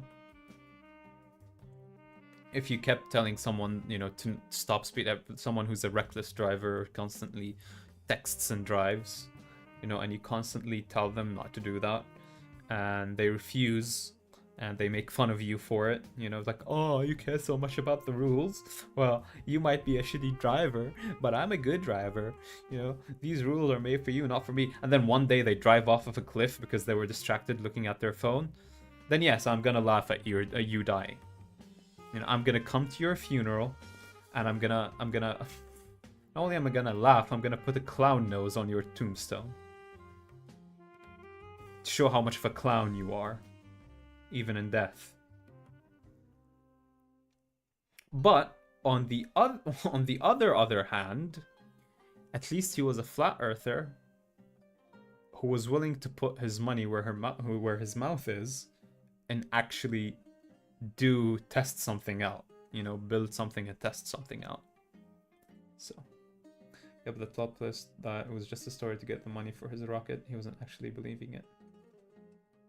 Is he the same guy who crashed and died? Or is it, was the whole story fake? Because I didn't follow the story closely. I just heard about it. Usually whenever I follow something like this, I don't really care much to know the details of the people involved. You know, like, I don't care to know who are the prominent flat earth content creators. I'm not going to go through that and learn them. I'm not going to dignify them with that. Why would I waste memory space in my head about that? I have trouble remembering important things to begin with. I don't need to shove my head with a lot of unimportant things.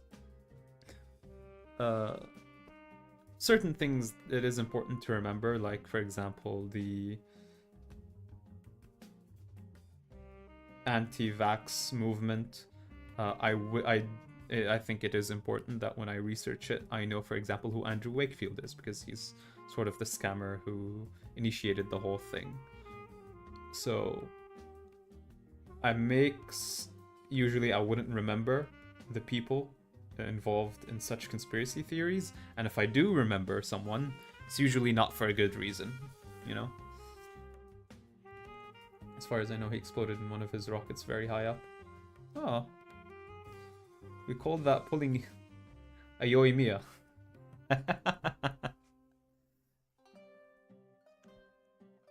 Anyway, I guess we can begin the flat Earth section. We don't have to delay any longer. And I need to bring up my notes on this, because there are many things that I wanted to talk about. And this is a format that I'm testing out that I hope works.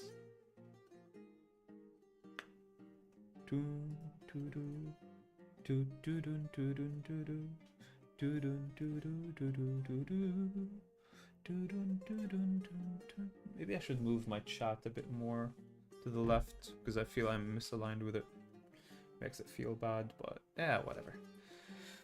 So, the Flat Earth Conspiracy.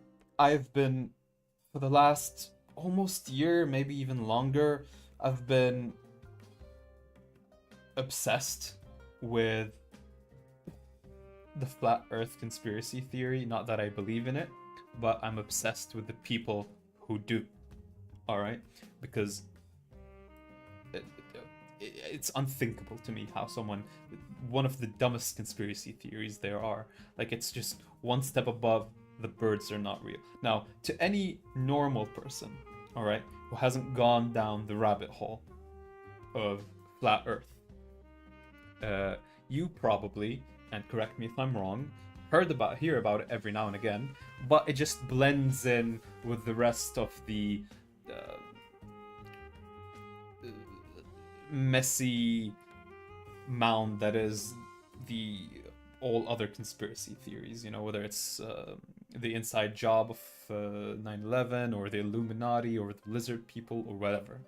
All right, it comes up every once in a while in your life, and you go like, huh, what not jobs, and you don't think about it much again. I, however, have been going down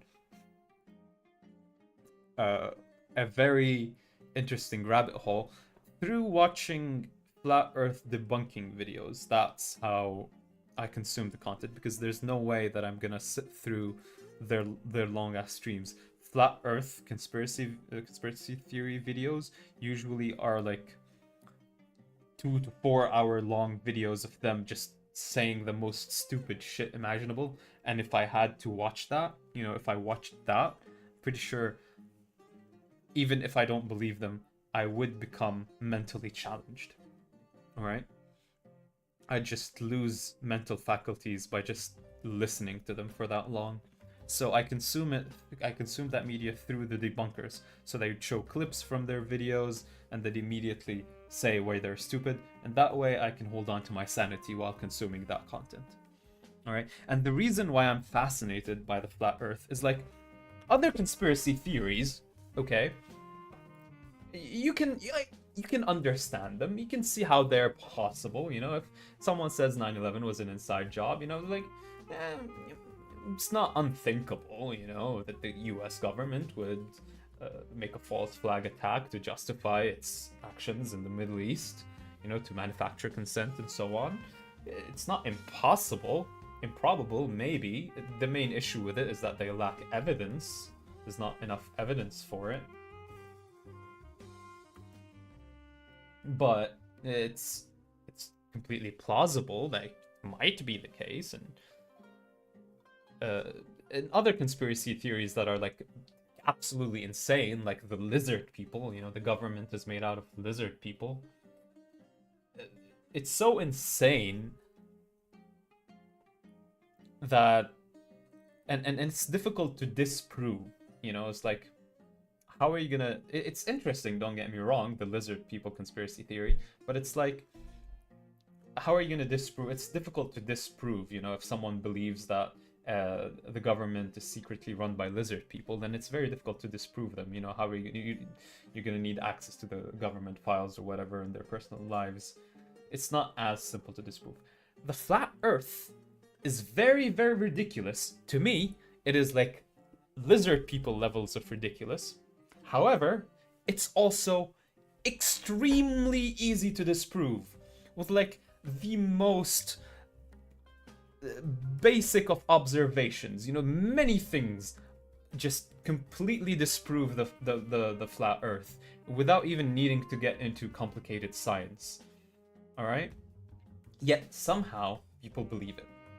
So it is, to me, watching flat Earth content is akin to like going to a zoo, you know? Like, what an interesting creature you are. How does your mind work that you believe such a thing? And I've come to some interesting conclusions that we'll get to it at the end. But the point of this, and the most thing that will be relevant, is the 24-hour sun. One thing that easily disproves the flat Earth is the 24-hour sun. So before we get to that, I'm going to give you a little refresher on how seasons work and thus the 24-hour sun works. Okay, so a big misconception about seasons that I myself believed at one point for some reason, that is that seasons are caused by how far away the Earth is from the sun, because the Earth orbits the sun not in a perfect circle but in an elliptical fashion. So at some points of the year it's closer to the sun, and at other points of the year it's far away. While that is true, that is not what causes the seasons. You know, what actually does cause the seasons is the Earth's tilt. See, the Earth doesn't rotate straight on. You know, it doesn't rotate straight. It is tilted, what they call tilted at the axis. You see here, compared to the sun, it's a bit tilted and it rotates this way. Okay, what this means is when the sun during March and September, where it's spring and autumn time, the Earth pretty much gets 50-50, you know, has a pretty normal sun distribution because the tilt is parallel with the sun. During, let's say, June, when it's summertime for most of us, the northern hemisphere, as you see here, is facing the sun, facing towards the sun, and the southern hemisphere is facing away from the sun. All right? Now, what this means is that the northern hemisphere has a more direct sunlight on it, while the southern hemisphere sunlight is less direct, which causes the changes in the season. This is what causes the changes in the season, not how far the whole Earth is away from the sun. That is why, if you know what Australia is, Australia always has like the opposite season, you know? Australia always celebrates Christmas. For them, it's always summertime, you know, a summer Christmas. Now, why is this important to know? It's because another function of this is the 24-hour sun.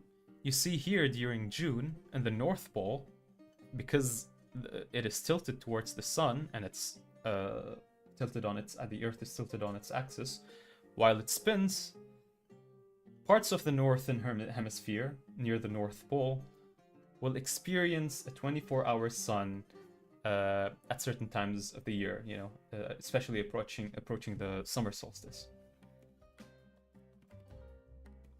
Yeah, that's another thing that flat earthers believe, that Australia doesn't exist. But we'll get that. We'll get there when we get there. You'll get a 24-hour sun here in the northern hemisphere during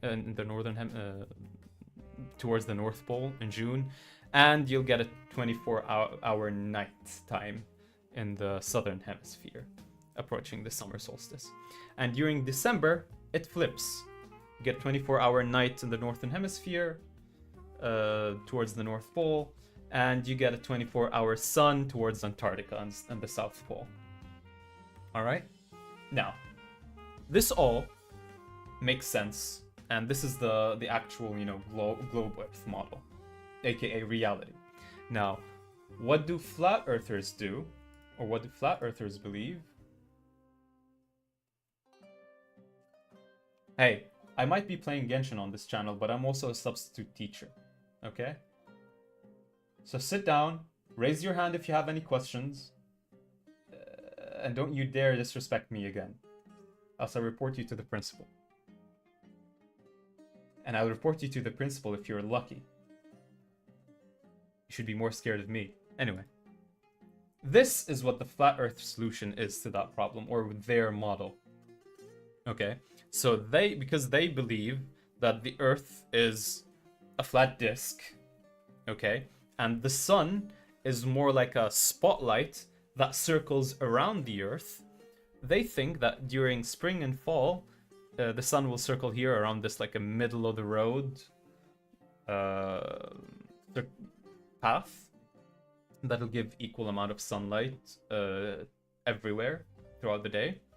And when it's the summer, the sun will rotate in a smaller circle, which would account for, you know, a lot of things which would fit observations, which includes the 24-hour sun in the northern hemisphere. However, for the winter, it takes this bigger circle, which would also fit observations in the North Pole, because this can explain why there is no sun at the North Pole at certain times of the year during December. All right, because the sun is farther away, it never shines in the middle. Okay, fair enough. All right, and here's a better representation of how they think the sun works.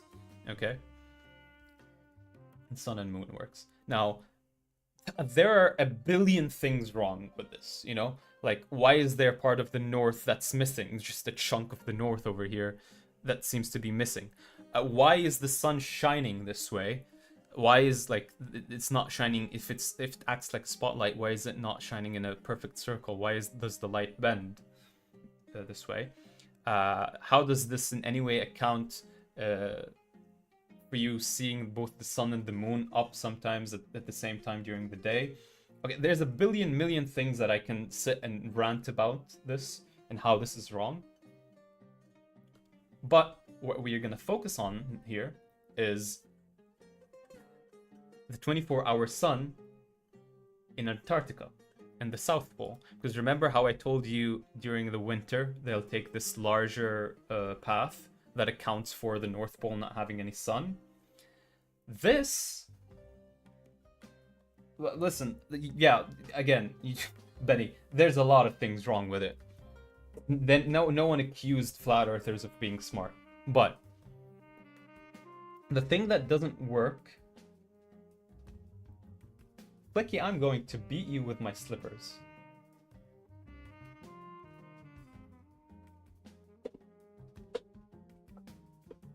The thing that this model completely fails at is the more you go south, the more the model breaks.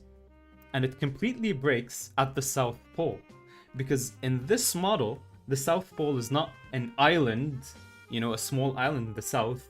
Instead, it's extended to be a huge ice wall that circles the whole world.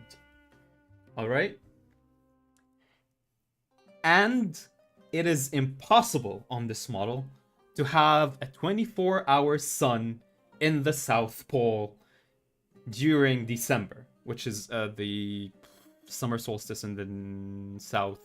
I don't know what they call it, but in December, it's impossible to have a 24-hour sun in this model, which does not fit observations, right?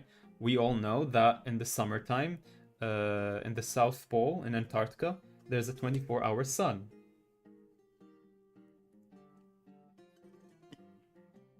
And there's no way for the sun to be able to illuminate the whole of the wall, the entirety of the South Pole wall here on the flat Earth, while also being able to illuminate the correct places inland here as well. Okay? Now, what was the flat earthers' explanation to this, you may ask? Alright? That's where they filmed Game of Thrones, though, right? Well, you say that jokingly, but there's something similar to that coming up. So, their explanation has always been, the flat earth explanation to this has always been that actually the 24-hour sun in the North Pole does not exist. Any videos you've seen of it are all fake or staged, and they say that you're not allowed, no one is allowed to go to Antarctica or the South Pole, even though you are allowed. They say that the government will turn you away or will shoot you. But that is completely not true. People not only go there, people have jobs there, you can go on tour there. Of course, you'll be asked to, there are some precautions that you'll have to take because it's a dangerous area, but you can totally go. Alright? And just so you know that I'm not making this up, alright, here's a compilation.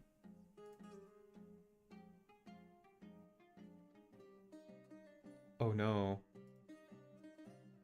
I've had background music this whole time. Damn. I should have muted this before we got to the PowerPoint. Hopefully it was not annoying. Anyway.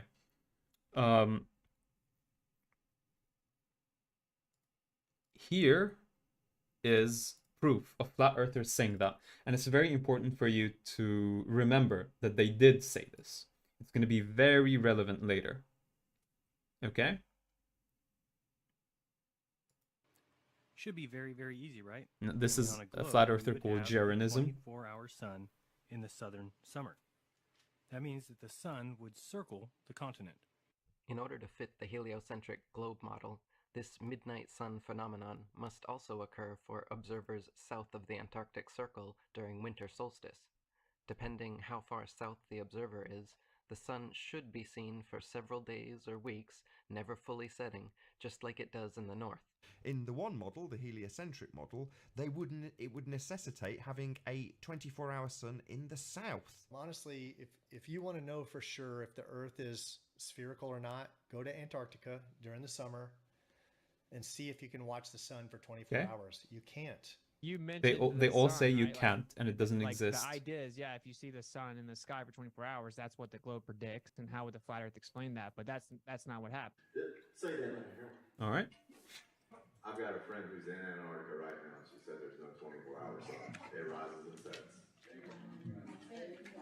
If you don't have 24-hour sun in their summertime, if it's not doing a 360 degrees around it like it does the north, then it's not a ball. Simple. Yeah, so I used to run the largest flat earth group in the world, but for 6 years I asked all the Globers, just show me the 24-hour sun in Antarctica, and they couldn't do it. And then the group got deleted and we got censored. And what I found is anything that would prove the Earth is a globe, the globe science community lies about. For example, the 24-hour sun in Antarctica doesn't work on a flat Earth. So the reality of our world is that in both models, we're supposed to have a 24-hour sun. in the flat Earth model, we say there isn't a 24-hour sun in the south, and there isn't. You know, this would be easy to prove, but they hide this from us too. All we'd have to prove is go to Antarctica. Let me and you go to Antarctica. See what he said? There in the summer, and let's see if the sun does a 360-degree circle all the way around us. If so, it's a ball. Explicitly. They all said it doesn't happen, and if it does happen, then the Earth is a globe, but it doesn't happen, and the government will not let you go see it because it would disprove their lie. Okay? And of course, none of these content creators, you know, flat Earth content creators, ever had the gumption or the balls to put their money where their mouth is and go book a trip to the South Pole, to Antarctica, and go view it themselves. Because, one, it's expensive. Two, the trip is not going to be very nice, you know. It's a very harsh environment there, and it's very cold. And why would they go through all of that to disprove themselves, you know, while they can make money out of peddling misinformations to idiots? Why would they do that? There's no incentive for them to do that. But let's take them at the word and pretend they were honest at the moment. All right? No, don't play it again. This is always finicky. Here we go. Here is where the final experiment comes in. Okay? So, last year, this mysterious YouTube channel was created called The Final Experiment. It was created by one Will Duffy, who's a very rich pastor, if I'm not mistaken. Like, he's a millionaire, okay? And he proposed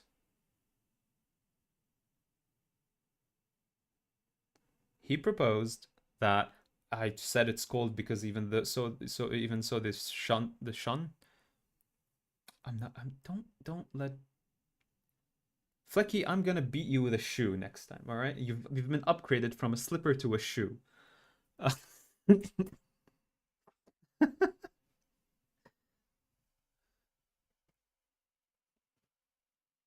What was I saying before you completely derailed my thought? Yes, the final experiment. So, the YouTube channel, The Final Experiment, was created by this very wealthy man called Will Duffy. And what he basically wanted to do was settle the debate of the flat earth once and for all. See, the thing about flat earthers, or flat earth content creators, let's say, is that whenever you show them proof of anything, they always claim that it's fake, or that's a lie, you know? You show them a picture from the Earth using a satellite, they say it's a CGI, it's computer generated, it's fake, you know?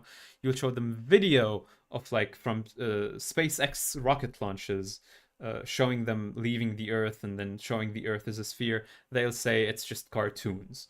You'll show them people on the International Space Station floating weightlessly, you know, they'll say, oh, they're actors, you know. You show them the moon landing, they'll say, oh, they were filmed it underwater, you know. They always say everything is fake. However, the one thing they used to agree on is that there's no 24-hour sun in the North Pole. If there is a 24-hour sun in the North Pole, then the flat Earth is wrong, you know. And they used to say you're not allowed to go there, or you cannot go there. The government doesn't let you. So what Will Duffy decided to do is he said that he will fully fund a trip to Antarctica during December of last year. This happened last year in 2024. Okay, where he will pick out a few flat Earth content creators and a few flat Earth debunking content creators, all right, and give them a full expenses paid trip to Antarctica. All right, he'll pay for everything, for travel, for supplies, for food, for stay, everything will be paid. All right, they do not have to pay no one has to pay a single cent. All right, if they are picked by him, and all they have to do is just basically come and go to witness if the 24-hour sun really does exist or not, so that they can settle the debate. Okay? And so he began running polls on his YouTube channel as to who he should invite, what flat earthers he should invite and what flat earth debunkers he should invite. However, while the flat earth debunkers were all basically jumping at the chance for a free trip to Antarctica to witness the 24-hour sun, the flat earthers, not so much. Surprisingly enough, flat earth content creators suddenly, all of a sudden, just were not interested in going and seeing the 24-hour sun. Even though previously they were saying, oh, the government would not let you, we would go if we could, but the government doesn't let you, they'll shoot you, they don't want you to let you see the truth. The ice wall is meant to keep you in. As soon as they get a free trip, all expenses paid trip to Antarctica, they all scurry away. And they start making excuses. Some people just refused outright and tried to, like Eric Dubé here said, tried to weasel themselves out of it. Some flat earthers pretended to accept, but they tried to sabotage the deal so that later then they can claim that, oh, it was just a publicity stunt and they were not allowed to go anyway. They would sabotage it by asking for more, like an exorbitant amount of money more for their trip, claiming like extra they need extra funds for one reason or another, or they would ask for a very specific nonsensical contract to be written so that they can sign it. Basically, they were trying to waste Will Duffy's money, make it so expensive for him that he just cancels the whole thing. However, the guy was a legend. The guy paid for everything. He was like, oh, you need more money? Fine, I'll give you more money. You just come. You need a contract? All right, I'll call my lawyer and he'll make the contract that you want. We'll work it out so that it's perfect for you. Okay? And at the end of the day, four flat earth debunkers agreed to go on the trip. Managed to, because there are only limited spots. They got 4 flat earth debunkers, and they also managed at the end to get 4 flat earthers to also go on the trip. So it was 4 flat earthers, 4 flat earth debunkers, and Will Duffy himself, for a total of 9 people who are going on the trip. All right. And if I look at my notes here, yeah, they here's the entire crew. If I am not mistaken, these 4 on the left here are the flat earth debunkers. Now, I'm not familiar with all of them. I know this guy is called Dave McKeegan, and he is a professional photographer, or at least he knows a lot about cameras. So he was a really good pick to go there. And the people on the right are all the flat earthers here, and the guy in the middle is the guy funding the whole thing, the millionaire. All right. He's really good to be there, Dave McKeegan, because he's very good with cameras. And what they wanted to do is they wanted to film the whole thing. All right. They wanted to make sure to leave no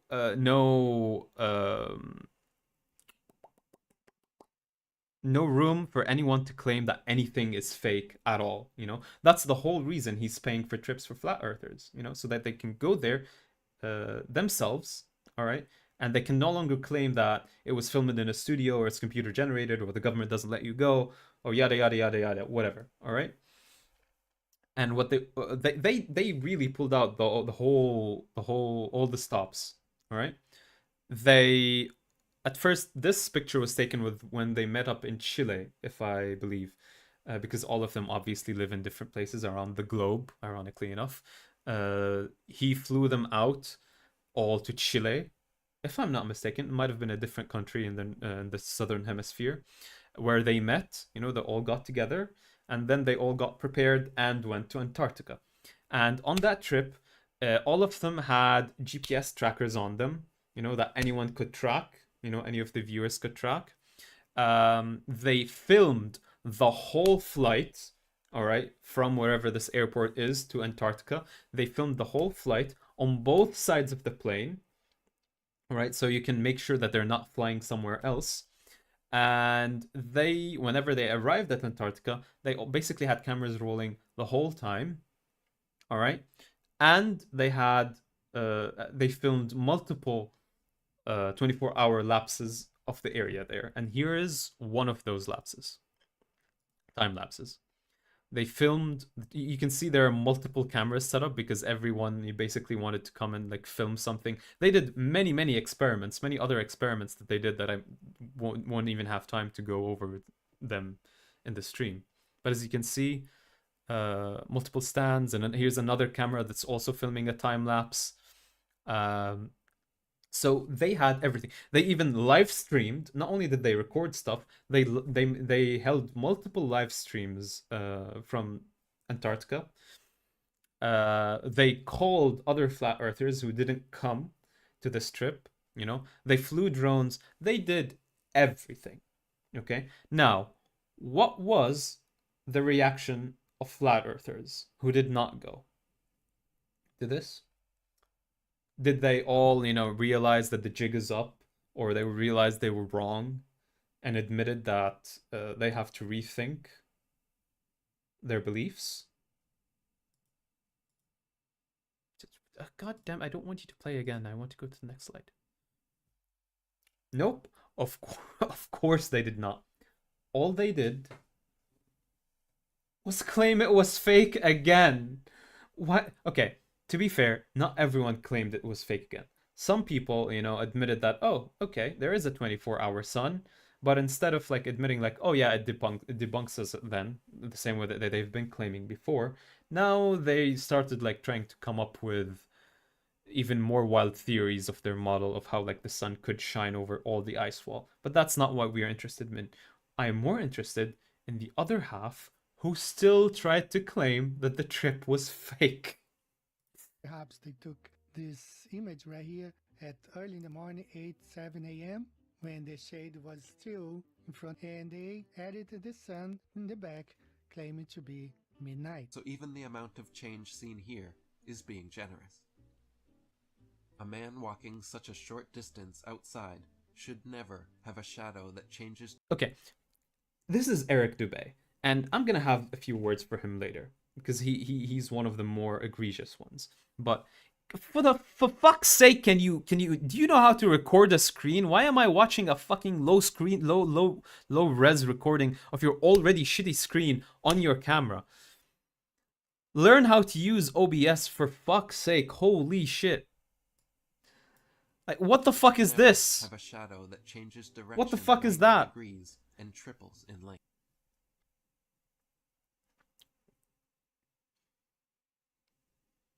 I feel like I'm starting to sound like XQC the more aggravated that I get, which is really horrifying for me. Perhaps they took. Go to the next slide. Don't replay the video. What is wrong with you? All right. So basically, like you said, they started like going over the videos and the live streams that were made, and they'd like try to nitpick little things that they think might be like evidence that the whole thing was faked, even though there's overwhelming evidence. Like they did everything in their power to make sure that nothing is fake, and all of their goddamn conspiracies are easily disprovable. Like, they all have very silly, banal, boring explanations. It's not like anything interesting anymore, right? So it's like, what the fuck are you doing? All right? And unfortunately, the flat earth debunkers, when they came back from the trip, and even the ones who didn't go, they continued to like go over the claims that people were making about how the videos and the streams were fake, and they started debunking them. And I'm like, no.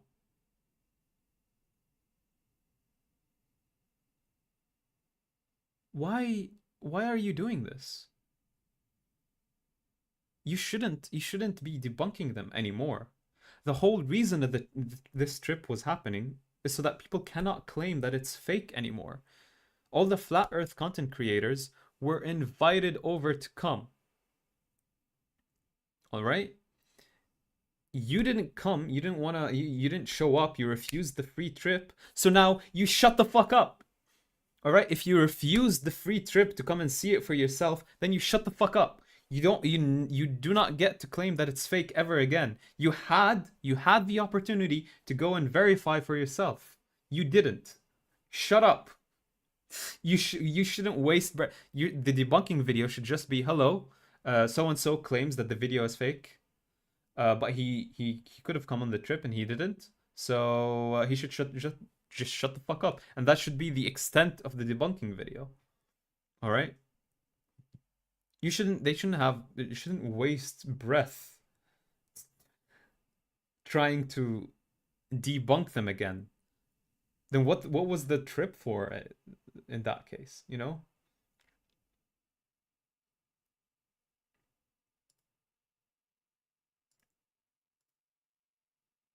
If you are one of the content creators, the Flat Earth content creators, who were invited to a free trip to go to the Antarctica to see for yourself, and you refused it,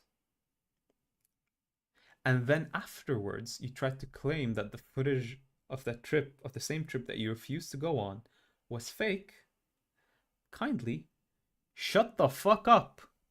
You hear that, Eric Dubé? You slimy little Nazi shit. You hear that? You should just shut the fuck up. He was one of the people, this guy was one of the people, he was one of the most prominent Flat Earth content creators, which is why I know him, unfortunately, by name. And he was one of the ones who was offered the free trip, and he declined it. And then when the trip happened, he started saying that it was fake and pointing out things with the shadows or whatever. Eric Dubé, your head belongs in a hydraulic press so that it can be as flat as you think the Earth is.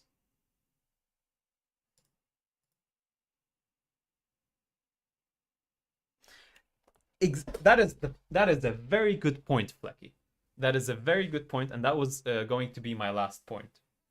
Now, first of all, I want to say that even though Flat Earth at the beginning seems like it is a very silly yet harmless, you know, a conspiracy theory of like, okay, who cares if some people believe the Earth is flat, you know?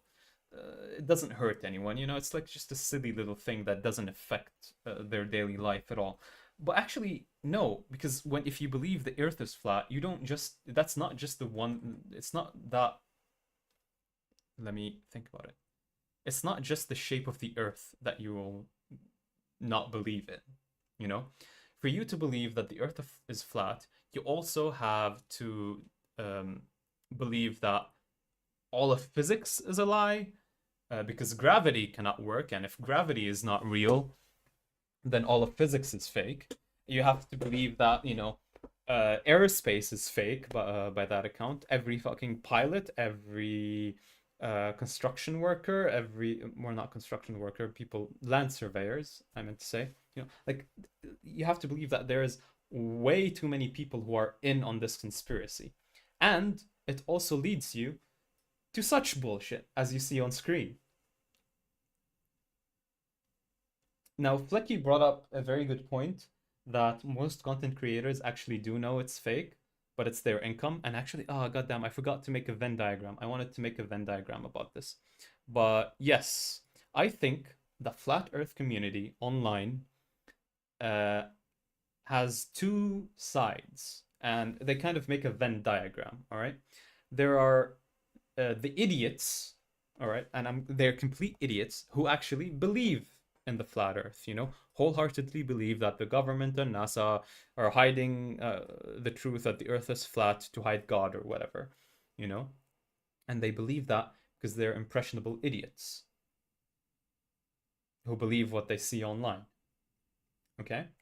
And then the other half is con men, content creators who do not necessarily believe what they're saying, but they're happy to keep peddling it, you know, and lying about it because it makes, you know, it is their income. Exactly like Flecky said, you know, they get their income by making idiots feel justified, you know. Tell the idiot what he wants to hear. Tell the idiot that he's smart, and the idiot will give you money. That's basically it. However, I'm pretty sure that some of the content creators who peddle it also do at least partially believe in it. If not at least, it is because of that cognitive bias where you're more likely to fool yourself into believing something that is not true if it is to your benefit, you know? Because if your income depends on a lie, then you're more likely to convince yourself that the lie is correct. But Flecky hit the nail right on the head. A lot of the content creators don't even believe what they're saying. And if you watch the debates they have, sometimes you can tell that they don't believe what they're saying because they'd make fucking stupid claims, or like they'd say completely nonsensical stuff. And you wouldn't say that. You wouldn't say something so stupid if you believed in what you said. Basically, they say it because they know their viewers are idiots and won't pick up on how stupid what they said was. They just want to pretend that they had a response to whatever they said. That's way too complicated. I just wanted to give you an overview of the final experiment, because even though it was a big thing in the flat earth sphere, I don't know how big it was outside of that. You know, I do not know if the average person even heard about it. So I just wanted to bring attention that the final experiment was a thing, you know. Maybe in the future I do something more in depth, but if you want to know more details about the events leading up to the final experiment, the events that happened during the final experiment, and everything that happened after the final experiment, then you can visit any of these channels as a starting point to your digging inside this rabbit hole. The Final Experiment YouTube channel, of course, like we said, it is the channel that was responsible for this whole project. Dave McKeegan is one of the Flat Earth debunkers, and the only one that I know or like watched some videos of. He's a professional when it comes to cameras, so he's very good at debunking pseudoscience and claims regarding to like stuff that is CGI or fake, or you know, camera artifacting and such. And you have Professor Dave Explains. Well, he did not go to the trip. He's a general science channel. He doesn't only do flat earth stuff. I actually watch his videos sometimes to study for my own university courses, but he also incidentally does do sometimes some flat earth debunking. And a lot of the flat earthers who went on the trip previously have debated him, so he kind of followed the trip. He makes some good videos about the trip as an outside observer. So if you want to know more details, I recommend you go to any of these three and use it as a jumping off point, and then you will find your way there to, you know, find more people to follow and such. But yeah, that's about it, I believe.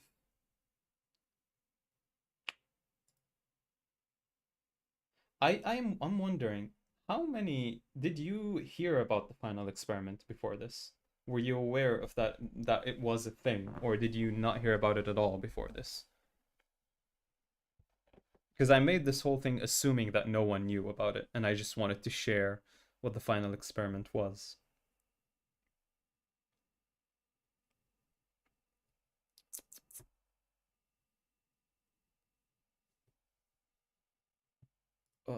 Let's get back to the just chatting section. And you can turn on the music again.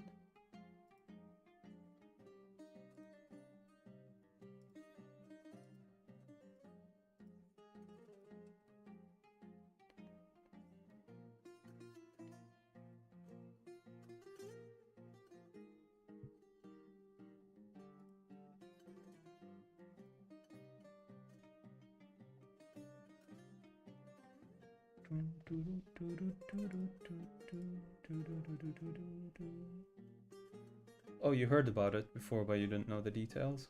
Okay, interesting. I'm hoping when this becomes a video, I don't know how good of a video it'll make because it's not scripted and I need more practice on speaking off the cuff. Oh. But yeah, I hope when this becomes a video, more people find it who had no idea about it at all. I never heard anything about it before, but I didn't read much about the whole topic. Yeah, I assume most people are like you, Benny, which is why I wanted to bring it up. I'm hoping that as someone who has nothing to do with the flat Earth before, that this video, when I make it into a YouTube video, it spreads among demographics that were not exposed or not already among the flat Earth sphere. You know, either the flat Earth sphere or the flat Earth debunking sphere. I'm losing my voice, goddamn.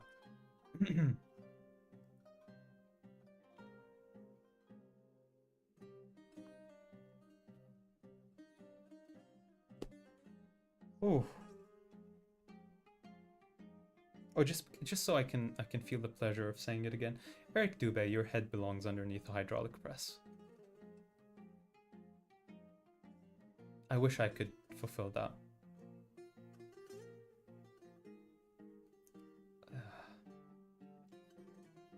Never.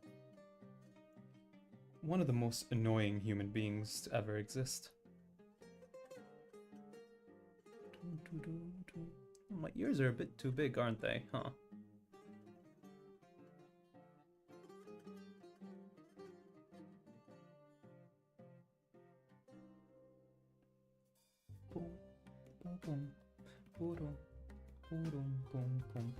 That was everything for today. I hope my commentary was... I know it was a bit scatterbrained, but I hope it is at least somewhat comprehensible.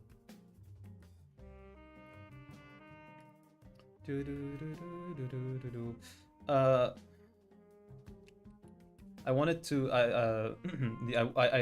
I wanted to try the PowerPoint format because it allows me to pre-prepare stuff so that when I want to turn the stream into a video, I can maybe cut it up with minimal editing. You know, like for example, the list of the claims that flat earthers make, usually I'd have to do that manually in the editing screen after the fact.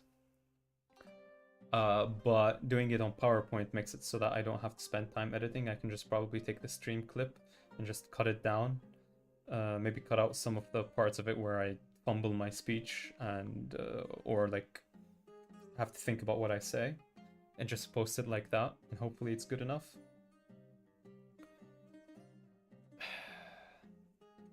But there's of course more room to improve. I wonder if it is... making the presentation still takes some time is the issue, but I'm hoping with... I'm hoping it's like quicker than actually editing it into the video afterwards. And if that's the case, then I'm hoping to get better at it and do more stuff like that in the future. It'll make my workflow quicker so that I can just do a stream, then quickly cut it up into videos and post it and get back to my studies. Oh, I have the exam that I need to test. Oh. I'm okay, I'm fine. So, what did we learn today, chat?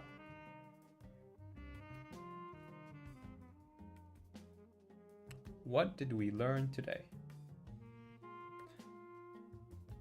Exactly, we learned that I have a mother, and I'm not American. Or at least I claim to be. Have you heard my accent? Maybe I was an American, and I no longer am.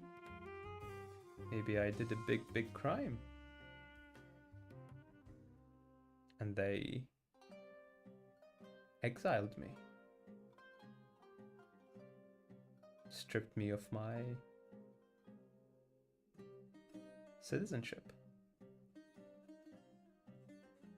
Because they can't really deport someone who was born in the US.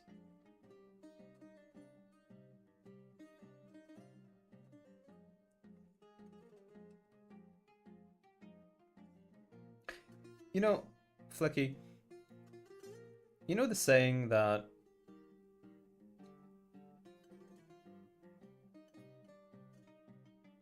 what was the saying? The opposite of love is not indifference. It's not the opposite of love is not hate. It's indifference. I think that's what the saying is. And love and hate are two sides of the same coin. You know. So technically, by being a big woman hater, I'm a big woman lover as well. You know. I respect women by being a woman hater. Would you rather, whenever you're out and about and there's a group of guys, would you rather have them all be simps, always, you know, sticking by you and trying to sleazily get in your pants? Or would you rather someone who is bothered by your presence and is barely tolerating you, but is leaving you alone for the most part? Who sounds more pleasant to be around?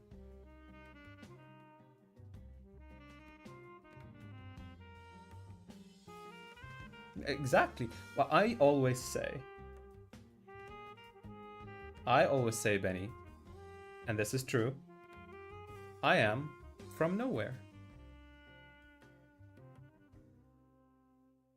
Make of that what you will.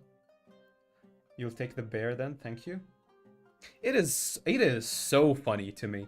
It is so funny to me. Remember, I think it was a few years ago when there was the whole meme of making fun of stupid guys, rightfully so, who when you ask them what animals they think they can take on a fight, a common answer used to be that they think they can take on a bear in a fight. You know, we'd make fun of the guys. A lot of women would rightfully make fun of the guys for thinking they can take on a fucking wild bear in a fight, only for them a few years later to slip and fall face first in the exact same same trap by saying, oh, we'll pick the bear, I can make friends with the bear won't hurt me. the exact same. We should get you should match the women who say they prefer the bear with the men who say that they can you know, fight the bear off. I think they'd make a good couple. And not a good couple for themselves, their relationship's gonna be toxic as hell, but they'll make a a good couple for entertainment, for onlookers, you know. The drama would be so tasty.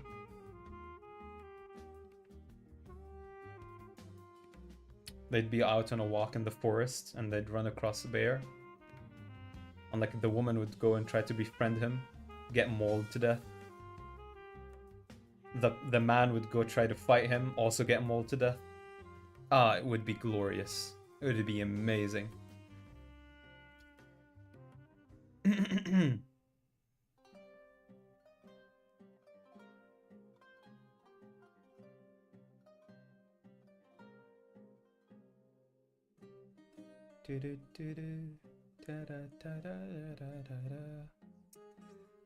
When am I gonna be done with my assignments and uni work and I can focus on taking down governments? You can direct a TV show. What would a reality TV show like that be called? You know? Of matching, you know, girls who choose the bear and guys who fight bears. Bear with me. That would be the show. That would be the name of the show. It would be called Bear With Me. What am I doing studying engineering? I should be in entertainment. I am in entertainment. Look at the category of the stream. Yeah. Yeah, Benny, I said that before the chat, you know? I said that before you put it in chat. I'm taking credit for that. You're not getting any royalties. I came up with it first. I didn't read your chat.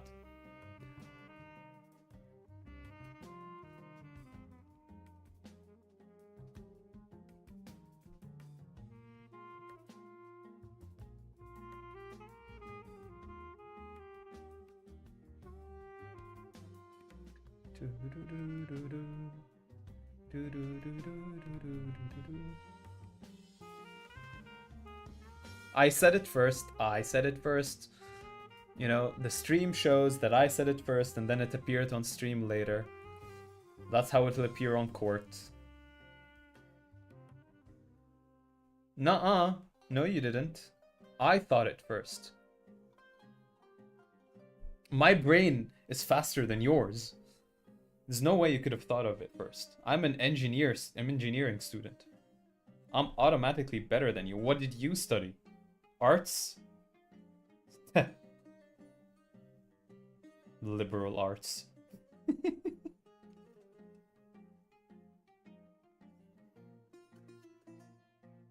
Why are there liberal arts but no conservative arts? Ever think about that? Conservative arts would be kind of to draw a Confederate flag.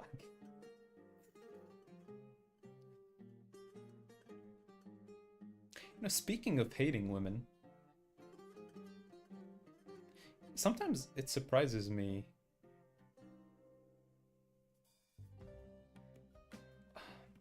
I'm gonna give a story, and because I cannot put into words what I'm trying to say. So this one time, I was somewhere, I'm not gonna say where, but somewhere where it was like a gathering of people, and then there was this one young lady. I forget what the name of the archetype of this lady is, but it was like sort of like a modern valley girl. You know, the annoying type with the long nails and a very annoying cadence. And she was doing the thing where she said, you know, she'd say that. Is the mic picking that up, or is it cutting it out with a noise gate? You know, she was, whenever she'd laugh or she want to express something, I don't know what the fuck she was doing, all right? But she'd be talking with a friend, right? And suddenly she'd go, and I got really fucking annoyed, you know? So I like looked at her and it's like, cease. All right. And she was like, cease what? I'm like, fucking cease living. Okay, I told her that. I told her to kill herself because she was annoying. Later on, she tried to hit on me. Ask me out. I was like, what do you mean? Well, I told you to kill yourself, and that made you interested in like taking. What do you fucking mean?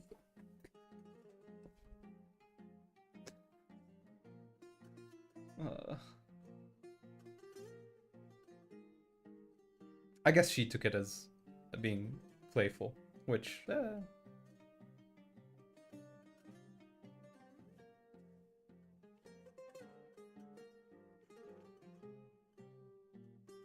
I know it's not nice. She was annoying. She deserved it.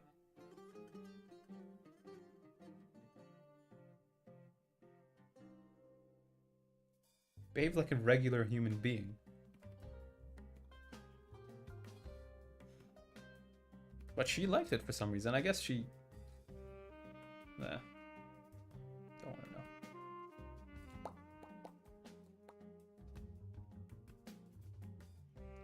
To be fair, she was... the bitch type. You know what I mean. Mean girl who probably speaks about you behind your back if you are her friend. So don't take this story to mean as like if you're the only way you can get women to be interested in you is to be mean to them. That works on some women. You know, usually not the type you want to be with. You know, the people who say, you know, women don't like good guys, they always go for the assholes. Firstly, no. Shitty women do. So, shitty men also don't like good women. They go for the bitch. That's also true, first of all. And secondly, a lot of the time when someone says he's a nice guy, being a nice guy is not a personality. You gotta be interesting for people to be interested in you. Alright? People are not gonna be interested in you just because you're nice.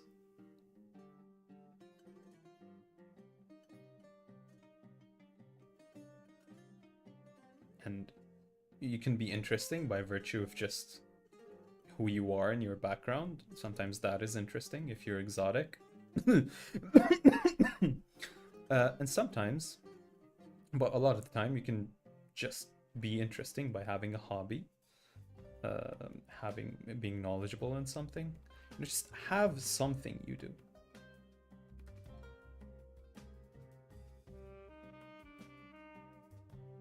I know playing League of Legends for 9 hours a day is not interesting.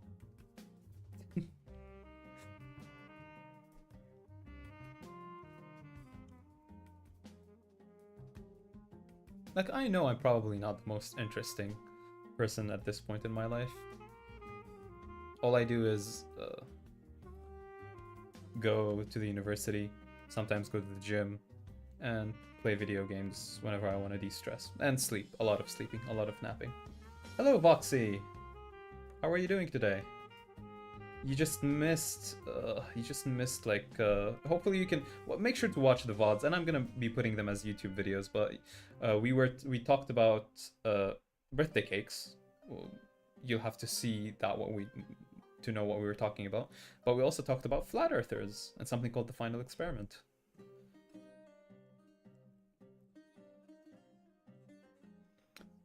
But yeah. Doo-dun, doo-dun.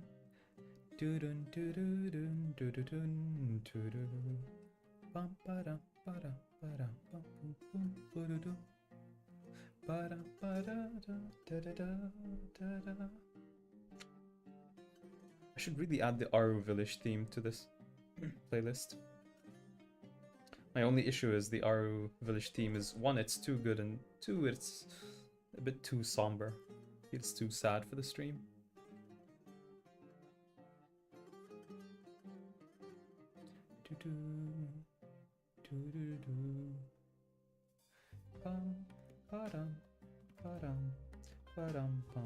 I should probably head out now because I'm done with everything that I wanted to do, and I should probably start working on making these videos. It's a big ball in space. Actually, it's an oblate spheroid. It's not a sphere. Actually, it is wider than it is tall. It is 43 kilometers wider at the equator than it is.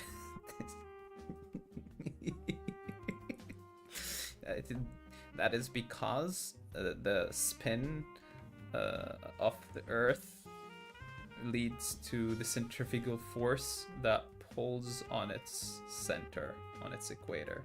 Thus, it is 43 kilometers wider than it is tall. Thus, it is not a perfect sphere.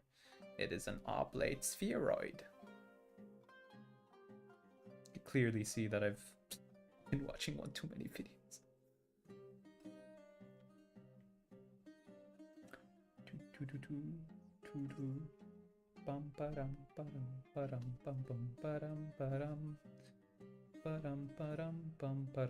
One of the, okay, so we can talk about this a bit more, the flat earth.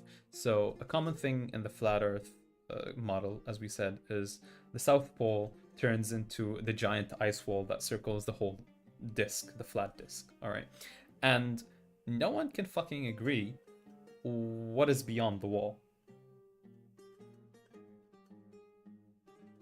All right, some people, because some people say, I don't know if they say it, but you'd first assume that nothing is like beyond the wall. It's just the wall and then space, or whatever the fuck they believe in that's outside Earth, because a lot of flat earthers also don't believe that space is real. Some believe that space is actually just a huge ocean of water outside, and we're like basically surrounded by water, and there's a dome around the flat earth that keeps the water out. And the dome is a pretty common thing they believe in as well. I think now almost all earth models have a dome incorporated in them somehow. They can never fucking they do not know how high the dome is. They do not know where the dome starts. And a lot of the time, they also do not know, or they cannot settle on if the sun and the moon are inside or outside the dome. But some people say that beyond the ice wall, there are more nations, more nations and more Earth, with more advanced civilizations that we are not allowed to communicate with because our government wants to keep us stuck in here. They basically think that our whole world is one big North Korea, where we are isolated from the rest of the world to be enslaved. Which I don't know, man. Even North Koreans know that the outside world exists.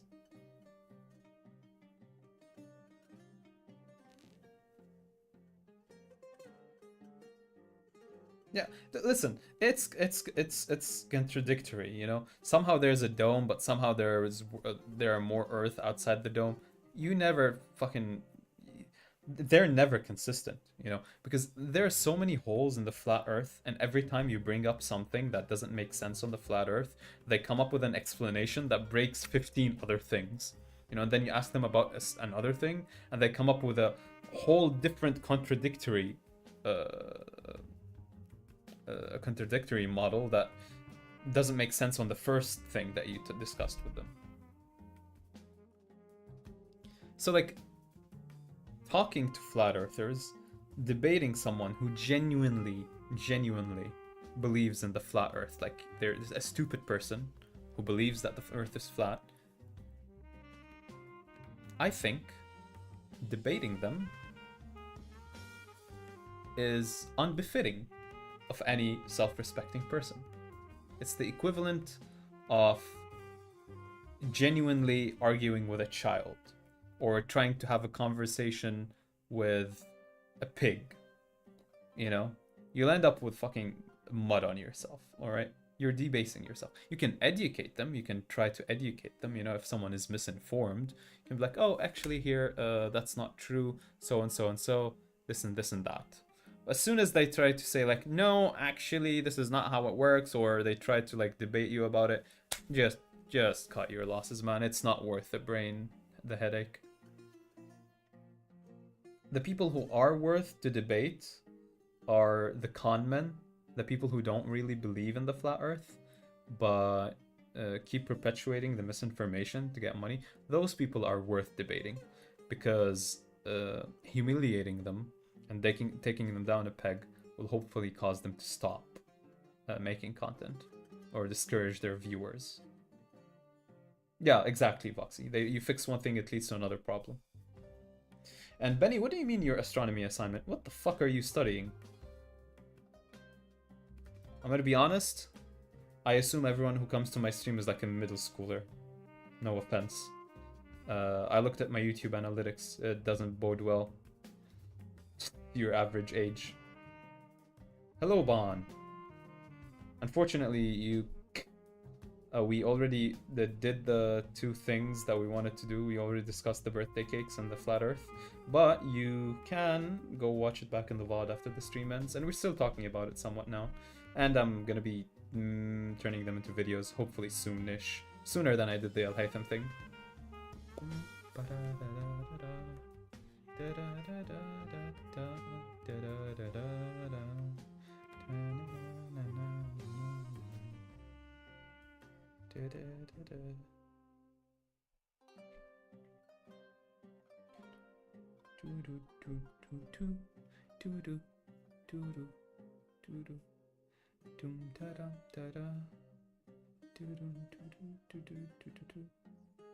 They teach you astronomy in high school? I mean, I guess we did take a bit of astronomy in physics class towards the end of high school, so it's not all that surprising.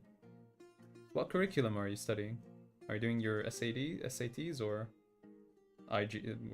GCSEs?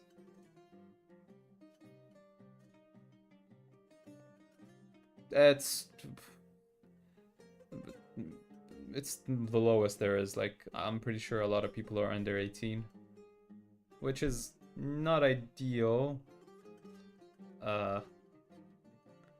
Having a young audience opens one up to a lot of possible issues, but I mean, people will grow with time.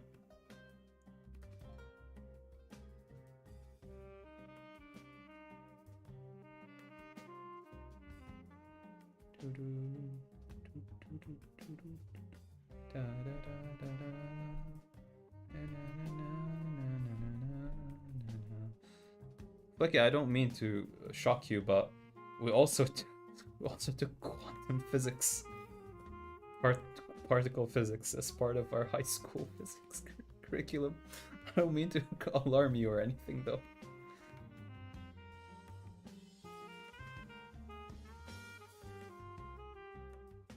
In biology, we were taking,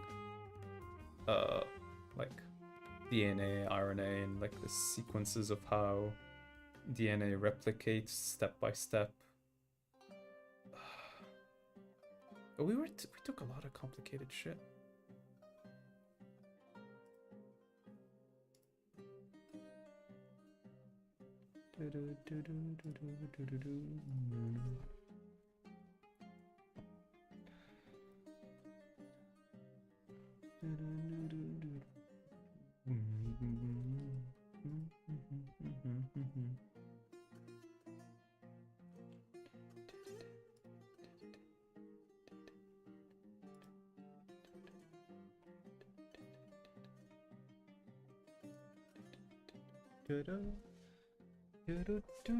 But yeah,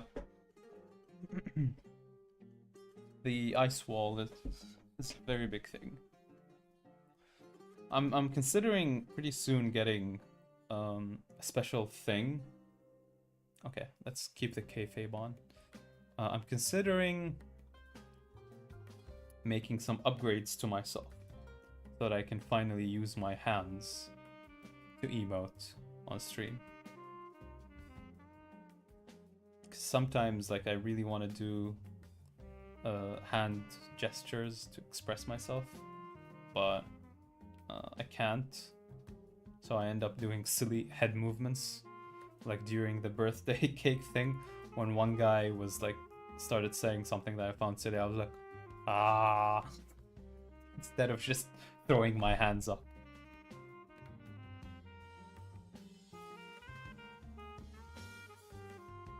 What, Foxy, what some truth is there in Flat Earth? What some truth is there in Flat Earth?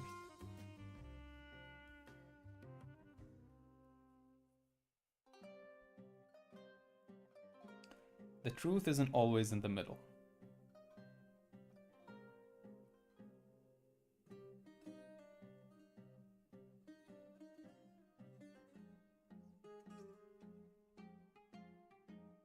If one side is reality and the other side is bullshit, the middle point between reality and bullshit is bullshit.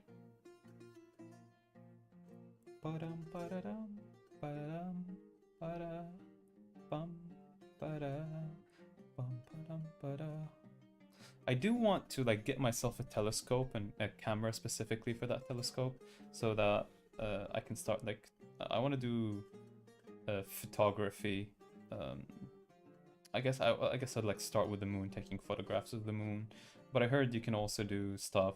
You can do space photography, amateur space photography, pretty easily. You can find tutorials online that you can learn how to use those. I'd like to do that when I have the money to do so. That would be pretty cool. It would be a nice hobby to do on the side. And also, if like I ever run into any flat earther, which is very possible actually that I would, whenever they claim that images of space is not real and it's all fake made by NASA, I can pull up and say like, well, you think those images are fake? And they're like, yeah, so like I took them myself. So am I employed by NASA? But I need money for that. Maybe if this channel blows up. What I'm trying to say is subscribe and send me your money. I didn't enable monetization yet. Oh, by the way, because I reached 500 subscribers, I can enable partial monetization of my channel. I haven't done so yet, but I can enable basically channel memberships and the ability for you to send super chats. Which, on one hand, cool. On the other hand, I don't know if I can justify enabling them. Like, I don't make enough content for you to justify asking you for memberships. And secondly, your stream only has like 5 viewers max usually, so it's not like super chats are necessary for me to read your messages.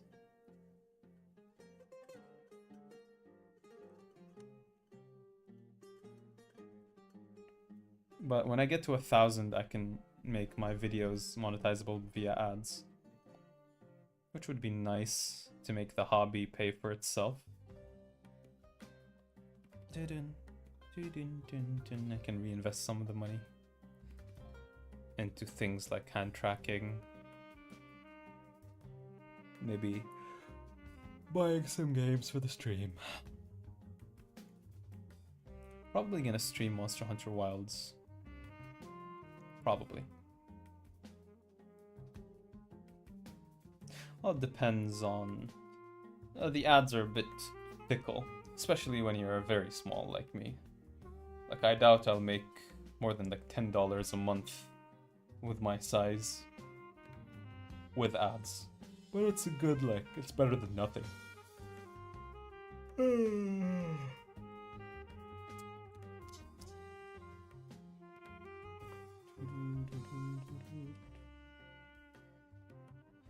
Yes, I did.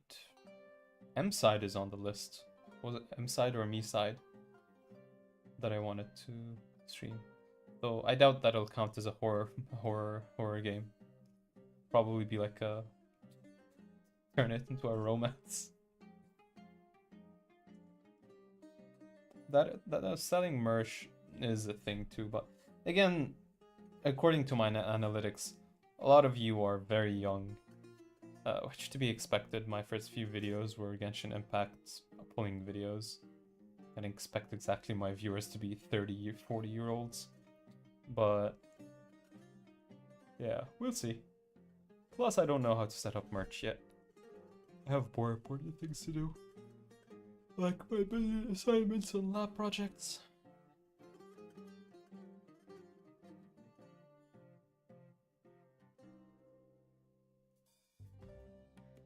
Yeah, exactly. $10 is better than nothing.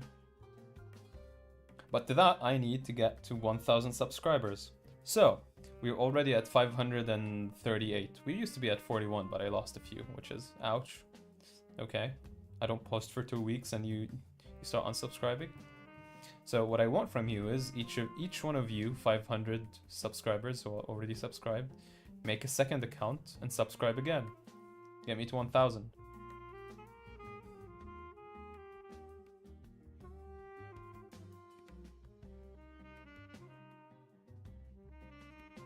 That too much to ask? Just make a second account. Subscribe to me.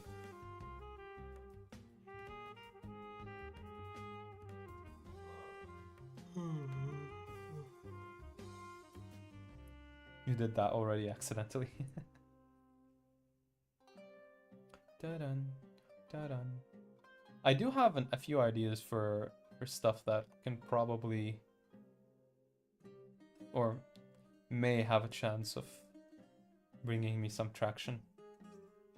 I'll tell you, I have an idea of making a stream where the whole point of the stream, and I'll mention this at the start of that stream, is I'll be saying some really stupid stuff, you know, incorrect stuff, stupid stuff, basically rage bait.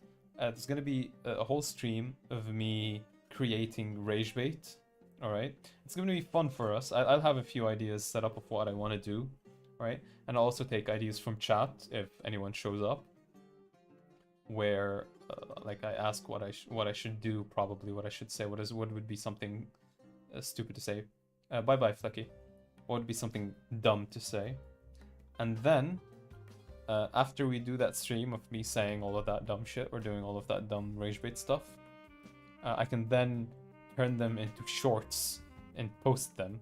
And I'll title the shorts something obvious, like this is rage bait or something. But if I know the internet, I know the internet will. Even though you make it obvious that something is rage bait, some people will not pay attention. They'll get pissed off, and they'll immediately go to the comments and like write something about how stupid I am for saying that, or they'll share it or something, and the rage bait will spread. But I want to make it obvious that it is rage bait. Because making rage bait and not making, and people like, if I say something stupid, and then people call me out on it, you know, it's like, oh no, you said something stupid, you're stupid. I can't say then, well, actually, even though I said something stupid, I didn't mean it, so that makes you stupid. No, that's not how it works, you know? I'm still the dumb one, I'm still the dumb idiot. But if I make it obvious beforehand that what I'm saying is a joke, it is not real, then I say something stupid and someone still thinks it's real, then, well, they're the stupid one. While my hair is not exactly how it was in my 2D illustration, it's still really nice, I think. Especially like its movement.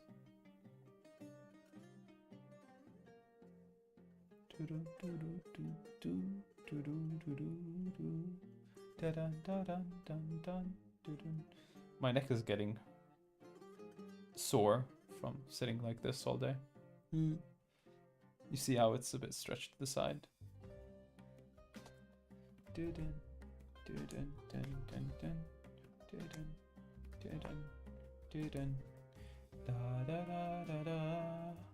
Do you watch any other small content creators? Like, and I mean small, I mean small my size.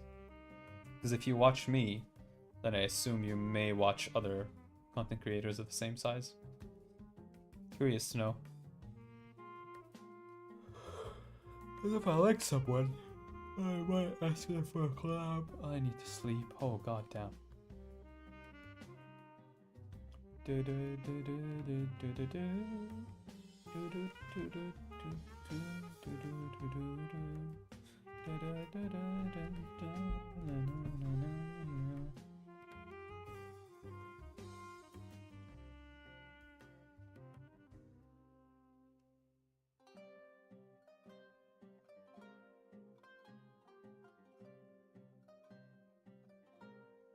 Yeah, that's the thing with small streamers.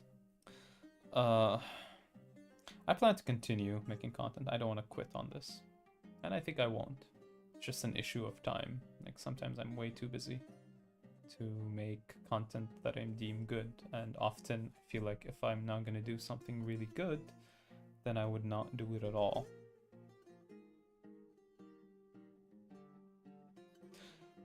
Flecky, do you want to be upgraded from a shoe to a boot? Don't you have a dog to walk?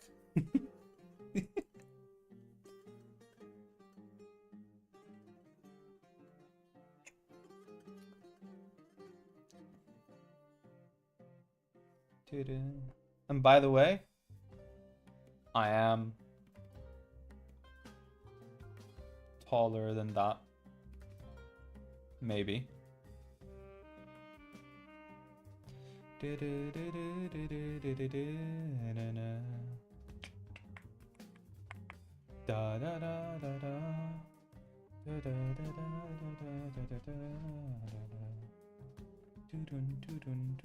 Have you seen the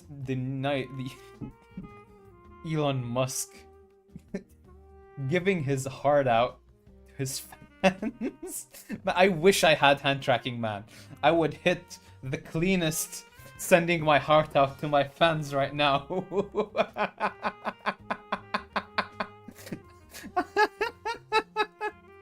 Oh, I should really have gotten hand tracking, man.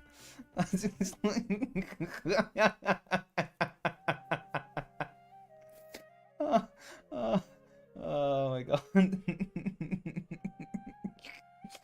Seeing I mean sending my heart out.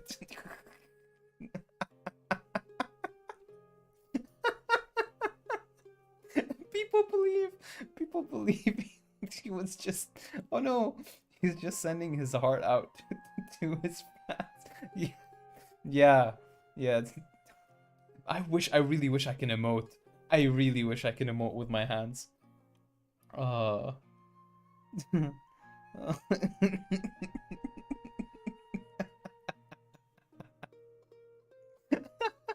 It's like, oh no, you don't get it. He has Asperger's. Oh yeah. All of my autistic friends fucking salute the Third Reich. It's just part of their mental state. Oh my god. Mein Führer, you don't know? I just have Asperger's. Mein Führer.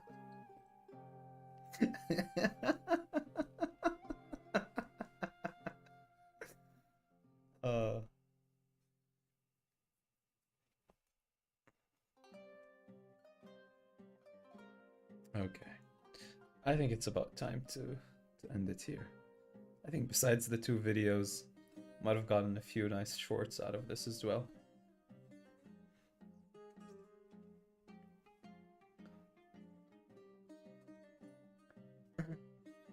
Goddamn, my voice is wholly gone.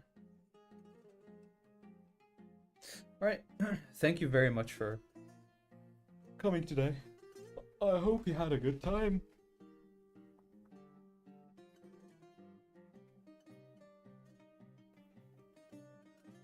Yeah, well, no one accused him of being a decent human being.